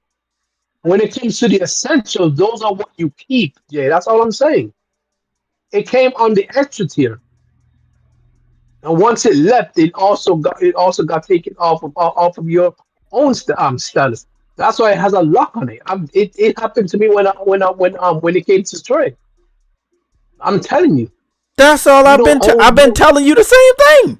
I said they took it off of Plus. So you're saying that you own it. I'm telling you don't. I know I don't own it. I'm talking about I've downloaded. I misspoke. I own it I've already downloaded it, and I was supposed to see a PlayStation Plus by it to let me know that hey, I've already downloaded it on Plus, like a couple of the other games I've been scrolling through. They took it off. Oh. Yeah. Oh yeah. Of course. When did they take it off of Plus? I have no idea. Now I know they've been doing this with the Bethesda games underneath people's noses. They've done it with a couple of the Doom games too, and a couple of the other Bethesda games. I've seen it, and I've made a report of it a few years ago. Oh yeah, yeah. They've been doing this shit for a while. Let's see what they want for Forspoken. Forspoken for the upgrade, they want $10. What do you want for the base game? $27.99. Still not cheap enough. I'll wait. That's bullshit. I'm cool though. I just played it a few months ago. That's what was fucking weird about it. Yeah. Well, maybe not even a few months ago. Maybe like a month ago. I just played that shit. That's weird. I just played that shit. There was no, bro. Whatever. That's weird. That's so weird, bro. It probably left one of the times when they actually gave out. I'm good. I'm gonna wait for the next sale, and if that shit goes lower than $10, I'll pick it up. But I'm not picking that shit up for $11 since they took it off of Plus. Deep wait, it's actually for $11. Yeah, it's 11 something. Yeah. You're gonna have to wait for the next. Yeah, I'm gonna wait for the next sale, and it'll be lower than 11. I'm good. No, I'm saying you're gonna have to wait for the next Black Friday sale because they ain't gonna go lower. It's cool. It's cool. I'll wait. I got more than enough games. That shit ain't doing nothing on Xbox either. It's not like they gonna buy that shit over there. I was like, what the fuck are you telling me that the shit's not, that I didn't claim it on Plus?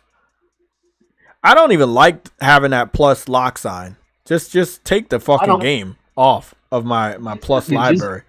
Yeah, I don't have any access to it, so I shouldn't even see a plus sign. They should just take that shit off and give me a notification. All this telling you that you claimed it on Plus, but you don't own it. I'm like, that's just fucking weird. It should only be there if it's still downloaded to your console. Like, why would you show that after it's been deleted? So this is a really, really good one right here. If you love Mega Man games, oh my god, they got the PSP Mega Man. Oh fuck, I didn't know they had that. Okay, so they got the Mega Man X Legacy Collection 1+2 for $15.19. The default price is $40. That gives you access to all the Mega Man X games, including the PSP side-scrolling three-dimensional games. Wow, and they were really good. Bro, Mega Man X on PSP was so good. Look how good that shit looked, bro. That shit was so fucking good. Damn. That's awesome. That's fucking awesome. Okay. That's fucking like that, bro. Okay. Well, if you like Mega Man, you can get as many of them as you want for about $15.19. It's not bad. You get the Resident Evil 1 and 2 bundle, the Resident Evil Revelations 1 and 2 bundle for $7.99. The default price is $40. That's a really good steal. Let's see what else we got. We got the Dead Island triple pack. You get that for $14.87. The default price for that is $60. That's a 75% savings. That's really good. Let's see.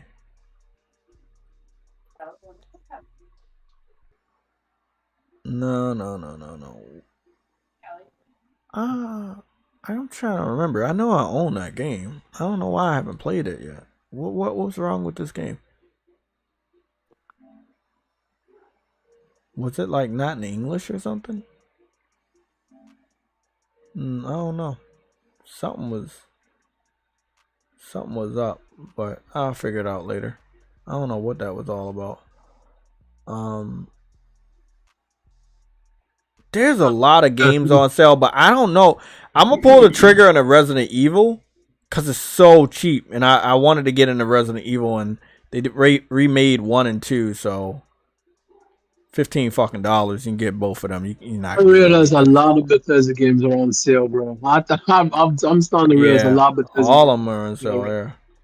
Yeah, they want this shit to start selling it. Yeah, they want us to buy it. That's why I said I'll have to wait until next Black Friday or the year after that or the year after that. But yeah, you need to make some money off of PlayStation dudes because you ain't making no money off of Xbox dudes. That's why that's why they took it off of Plus. Now I understand. They took it off of Plus before Black Friday, so we would have to buy the game to continue to play it. Because you already got it on Game Pass for life. You can never take it off Game Pass. because you're owned by the company. Yep. But you can take it off of Plus and force us to buy the game that we thought we already had access to. Because that's why I was fucking shocked, because I was like, I just fucking played that shit. And I know I remember downloading that shit. I was like, oh shit. That's wild, bro. That's wild. It's $11. But it's $11. That's not even nothing to like. Oh, thank you for reminding me. I gotta go check my my PlayStation Plus. I wonder if the other one is not my PlayStation Plus, my PlayStation Stars reward. Bro, I got 15,000 points, bro. I'm like, goddamn. I need to go check mine. I think I got some. I don't know. I mean, that's a full game right there. Oh yeah, you got a lot. I got 1,200. Oh, they got, what is this? I need to go do some of my challenges.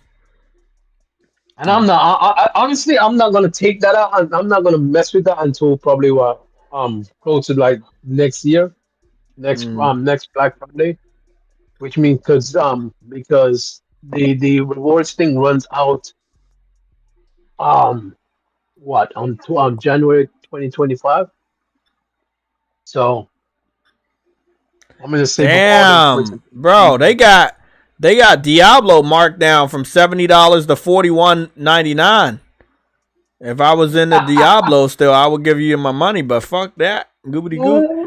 You know what? I guarantee you a lot of fucking Microsoft games are marked down right now. I guarantee you a lot of them are marked down. Yo, I swear, bro. As soon as you get bought, bro, your value just drops. See, they gotta mark these down for the holidays so we can pay for it.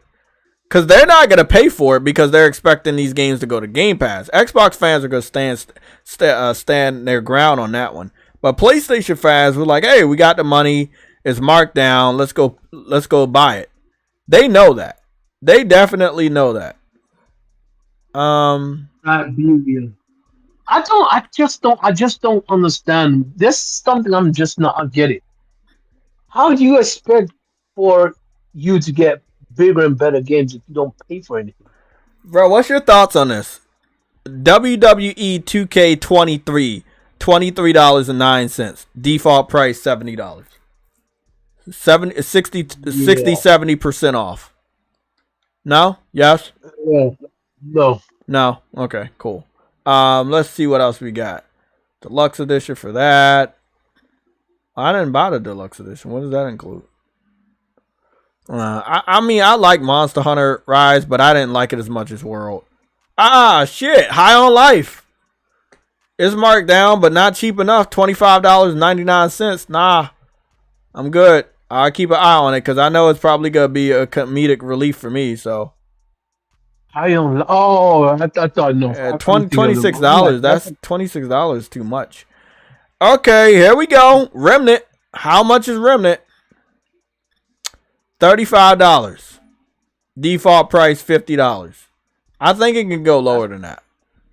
I think it will go lower than that. It can go lower, but that's not a bad price either. Yeah, not a bad price. But not for me, because I'm trying to spend like $70 on some really, really good games.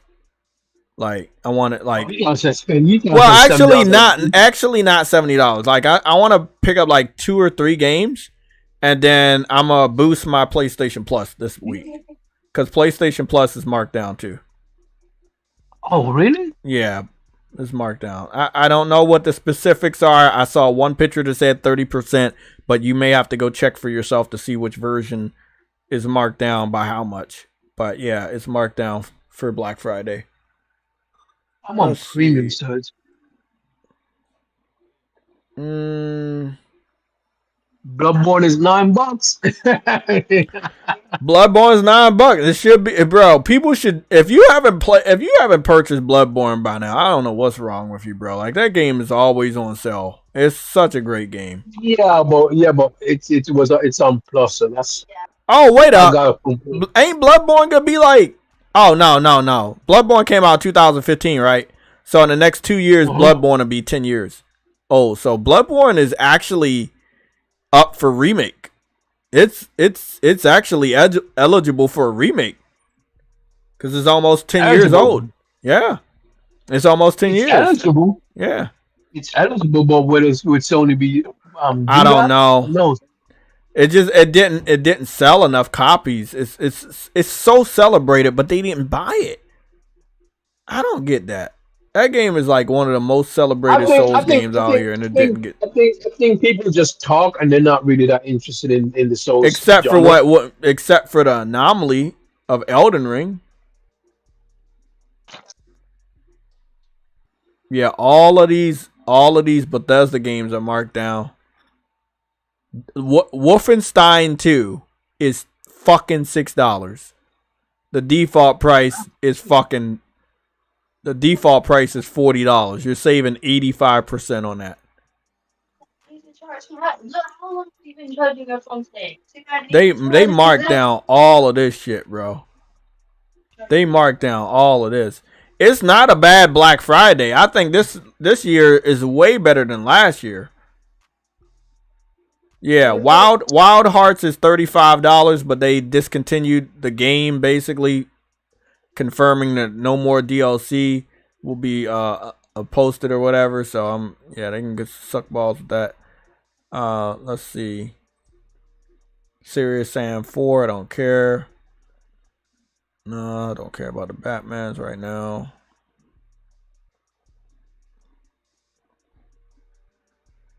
Greedfall, no, I'm good.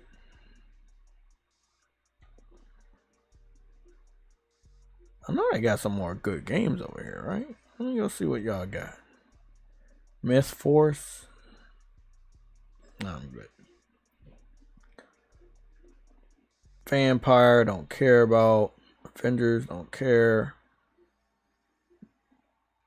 Already own this one.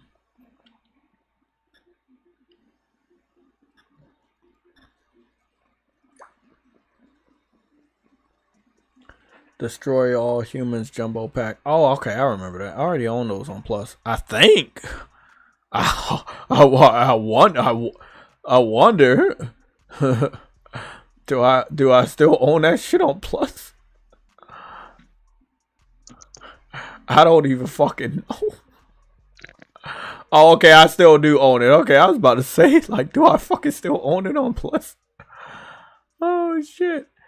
There's so many games left. I need to get back on Destroy All Humans before maybe that leaves Plus.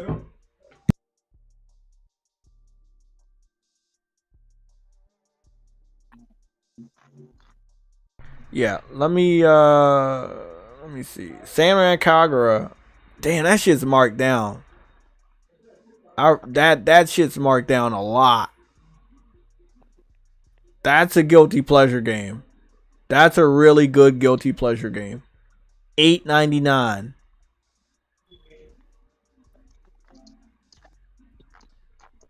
$8.99. Hold on. Let me see something real quick.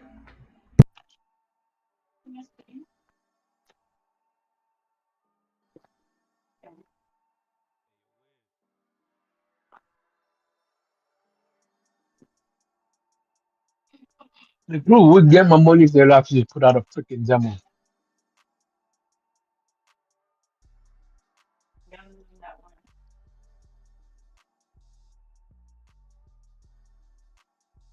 The crew motherfuckers will actually get my money if they'll actually freaking put out a demo, bro. I swear.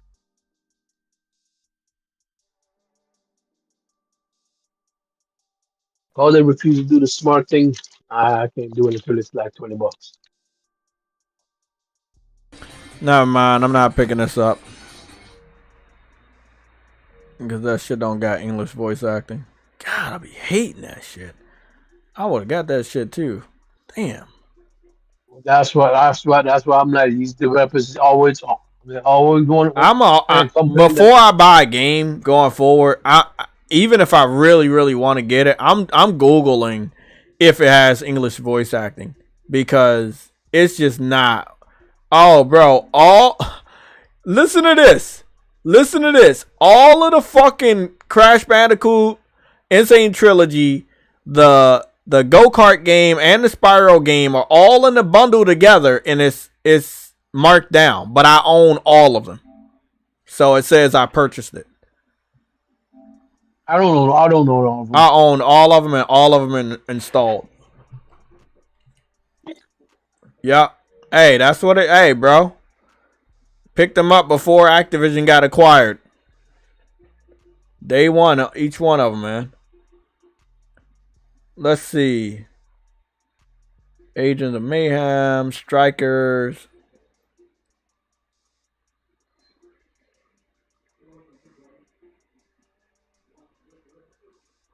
Okay. It's probably gonna be some other little hidden gems up in here. Maybe some like I don't know, maybe some little RPGs or something. But I got so many great games already with my backlog. I just need to go dive into some more of them.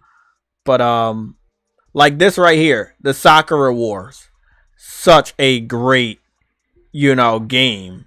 But it's not English voice acting. It's $11.99. It's marked all the way down, but there's no English voice acting. And as the deluxe edition is marked all the way down. It was an $80 game for deluxe edition. It's marked down to $11.99, but there's no English voice acting, so I can't give them my money. I'm not gonna have time to read all that shit on my fucking schedule right now. Tokyo Ghost Ride got taken off a +2 for the to put on sale. What game? Tokyo Ghost Ride. Oh yeah, that been got taken off. I know that because I plotted that before it got taken off. I guess they did the same little thing they did with what's the name? Yeah. I don't even know if I still own that shit. I can check, but it's not taking off. What the hell? Is it not taking off? Oh, okay. I thought they took it off. No. I haven't seen it on Plus advertised. Okay. I mean, it looked good. I think they got to add some more games on there throughout like the holiday season. They gotta have another sale during the holiday season in probably January and shit. So, but these are some really good. These are some really, really good deals.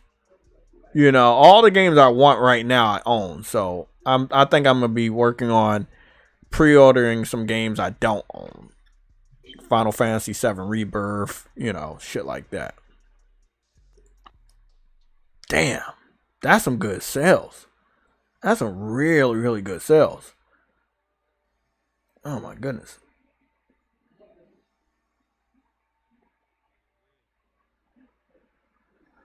Yeah, Nick Victory Fire 007. I know Sakura Wars is good. I think it has an anime, and I think it's English, but I'm not sure. Damn, anime is in English. It is? Mm-hmm. Damn, bro, that sucks. That's the problem I have. The anime is in English, but they don't want to use the English voice actors for the freaking game. Like, that's stupid to me. Yeah, I don't get it. It's like you want to make a game, but you don't want to pay for the English voice acting, so you don't. It's just weird. Yeah, it is weird.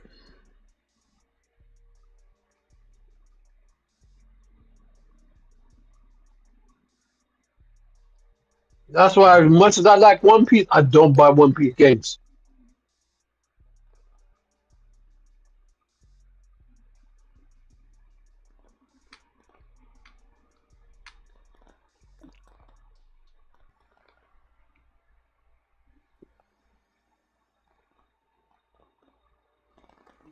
The only anime they see value in doing that for is Dragon Ball Z.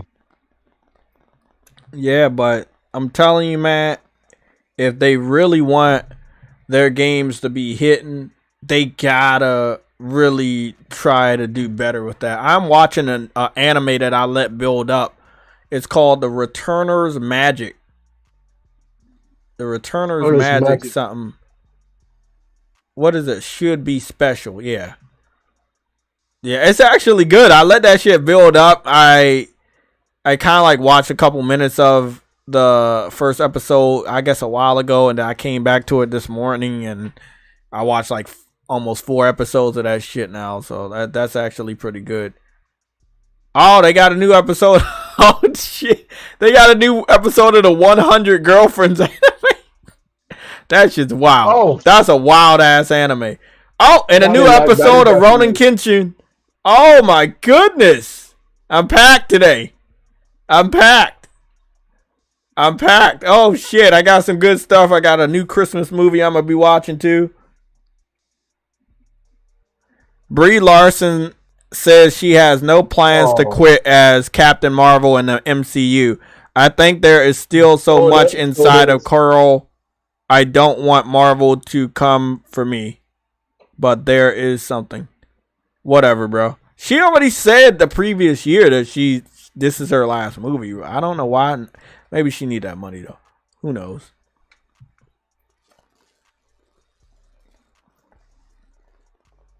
Gotta love it. Gotta love it. Her woke agenda is catching up to her.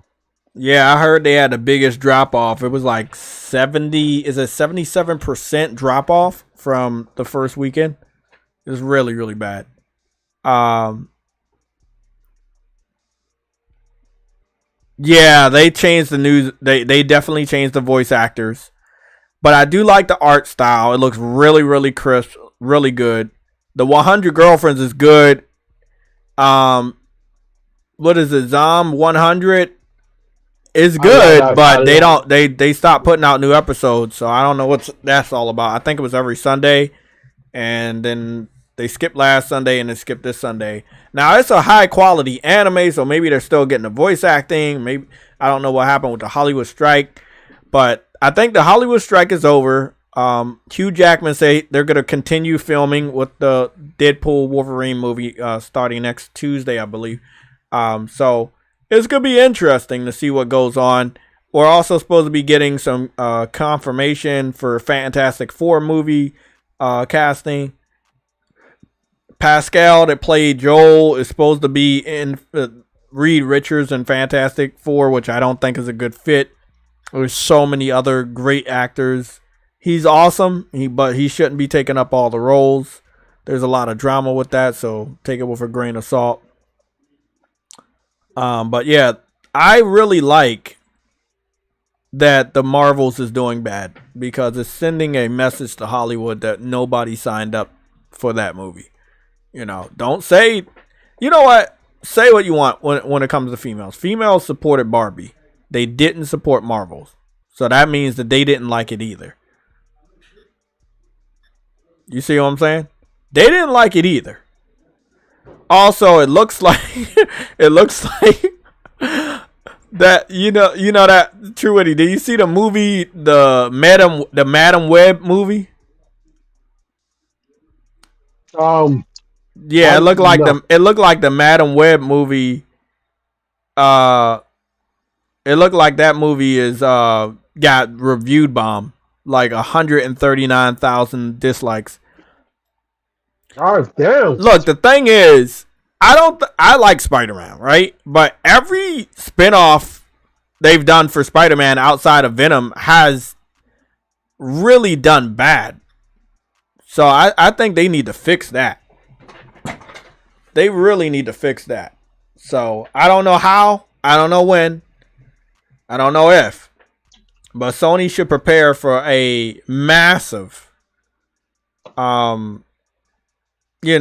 disaster at the box office if they don't make that more appealing. The females in the movie are very attractive, but that's not enough to bring a guy out of his house to go watch that movie, especially if there is any other competition in movies, you know? And now finding out that Venom's coming out, I mean, if you really want to see Spider-Man, you probably go see Venom, and then after that, you'll go see Spider-Man. I don't think, as of right now, the Madam Web movie is going to be that much important to a comic book lover, especially if you know the story already. Who is Madam Web based on? The 1990s Spider-Man animated series. There was an older lady in the cartoon called Madam Web that would basically educate Peter Parker. You know, she was connected to different realities and stuff, and she was basically Peter Parker's mentor while he was Spider-Man. But it was only said to be in the comic book. I mean, in the animated series. I don't remember seeing her that much in a comic book, but she did exist. And they making basically a movie about her. But it's like a younger version of her. But that's yeah, okay. Here's the thing. That sounds like a so it's like a character. it's like a multiverse movie, but she like going forward and backward in time. I liked it, but I don't know how much I like it enough to go to the theater to see that shit. Yeah, but the thing is, she sounds like a side character. She is. You see what I'm saying? But you know what they got to do, right? Let me explain this before you continue. Sony, in order to keep the rights to Spider-Man, they do have to continue to push Spider-Man movies out. Even if it doesn't include Spider-Man. So that's what they're doing. Yo, so you can do so much. I know. This is gonna be a flop. There is Silk, which is a side character to Spider-Man, like, or there's so much character. I've never heard of Madam Web. Like, now listen to this. Listen to this. What I will say, right? One of the actresses that's in that movie is hot, like beautiful hot, and she's in this other movie with Sony. It's called Anyone But You. Now, Anyone But You is basically a early 2000s, late 1990s romantic comedy.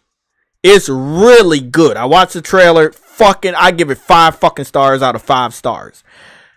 But I mean, she could carry the movie. You may want, like, some guys that really like her, they may go and see that movie for it. And then it has some Spider-Man stuff in it.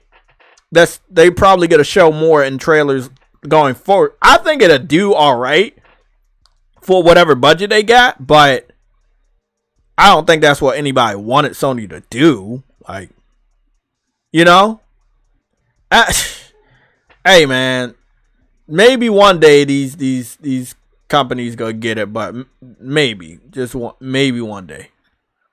They won't. I'll see anybody but you. Anyone but it's called Anyone But You.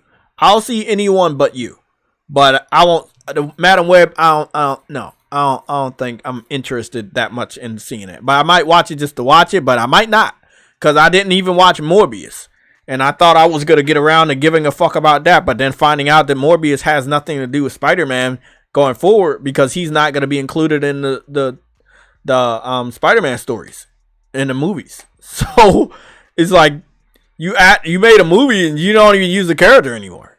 And so, they're supposed to be making a Spider-Man cinematic universe, but I just don't see it coming together the way they want it to. And now we got the confirmation the other day that the Spider-Man Sony universe is merging with the Disney Marvel Cinematic Universe after Spider-Man 2, Spider-Man 4. So, and it's just, I don't know. When you got that type of information, you kind of want to not invest your time into any of these movies they're doing, because at the end, it's not going to matter, because they're all going to merge and you will find out what you need to find out later on.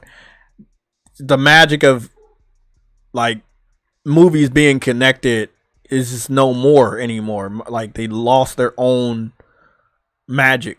This was something that Marvel was doing so good. Like, you wait for the after credits and you're so excited to find out what's going to connect this movie to the next movie, and it's just, they don't have that anymore. But guys, it's 6:00. It's time for me to go. I hope everybody has a great Sunday, and I'll be working Monday, Tuesday, and Wednesday. So Tuesday I'll be doing a stream at 5:00 on any of the gaming news. We only be doing 3 hours. And then Thursday, there's no news and updates because of the holiday. And then I think I'm going to be canceling the Sunday show next Sunday. Look, it's only if Monday and Tuesday and Wednesday has no major gaming news that we would have to reflect on or talk about. But I think that, you know, the Sunday show for next weekend is going to be canceled, and I just take that time to rest. But yeah. Everybody have a great evening. You'll probably catch my ass on some Dragon's Crown leveling up. or maybe I'm just gonna be watching some anime while I eat. I will do the timestamps a little bit later. I'm gonna just go eat some food and chill. True Eddie, it's been real. I will be hitting you up this week. Okay, man. So trust me, I'll get back to hitting you up on the phone. It's just been work's been crazy, bro. All those game pass cards. I understand, bro. Yeah, tired of shit. Okay, everybody, I am out. It's been real. Oh, by the way, before y'all leave, check this trailer out and get back to me. Check the trailer out and tell me, oh yeah, that shit reminds me of how things used to be. Trust me, this shit is hot. Like, rated R, by the way. But yeah, that shit's hot, bro. Anyone But You. That's the name of the trailer by Sony Pictures. Anyone But You. Now, this is the second romantic comedy Sony has produced in the last, 2 years. One with Jennifer Lawrence that I ended up watching was really good. And that's because I'm a sucker for romantic comedies. But same here.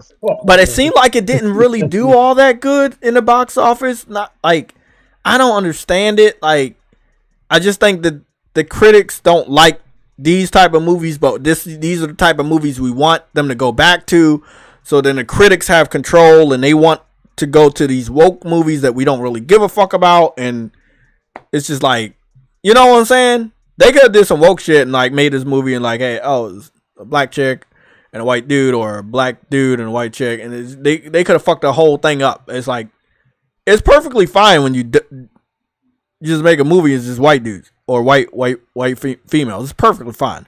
You don't have to wokenize everything. I'm just saying. And this coming from a black ass motherfucker right here. I'm black as shit. And I'm telling you, it's all right to make the movies you want to make. You know. No Hard Feelings. That was the movie. No Hard Feelings. Really good. Jay's a light skinned man. Jay's not black. Yeah, in my own dreams. Yeah. Good night. But yeah, if y'all want to check Anyone But You trailer out, and then after that, if you can go and see No Hard Feelings, trust me, you're gonna love that shit. When was that movie released? Anyone But You. It's already out. No Hard Feelings. I think it was released last year. I'm not sure, but it's already out on digital and Blu-ray.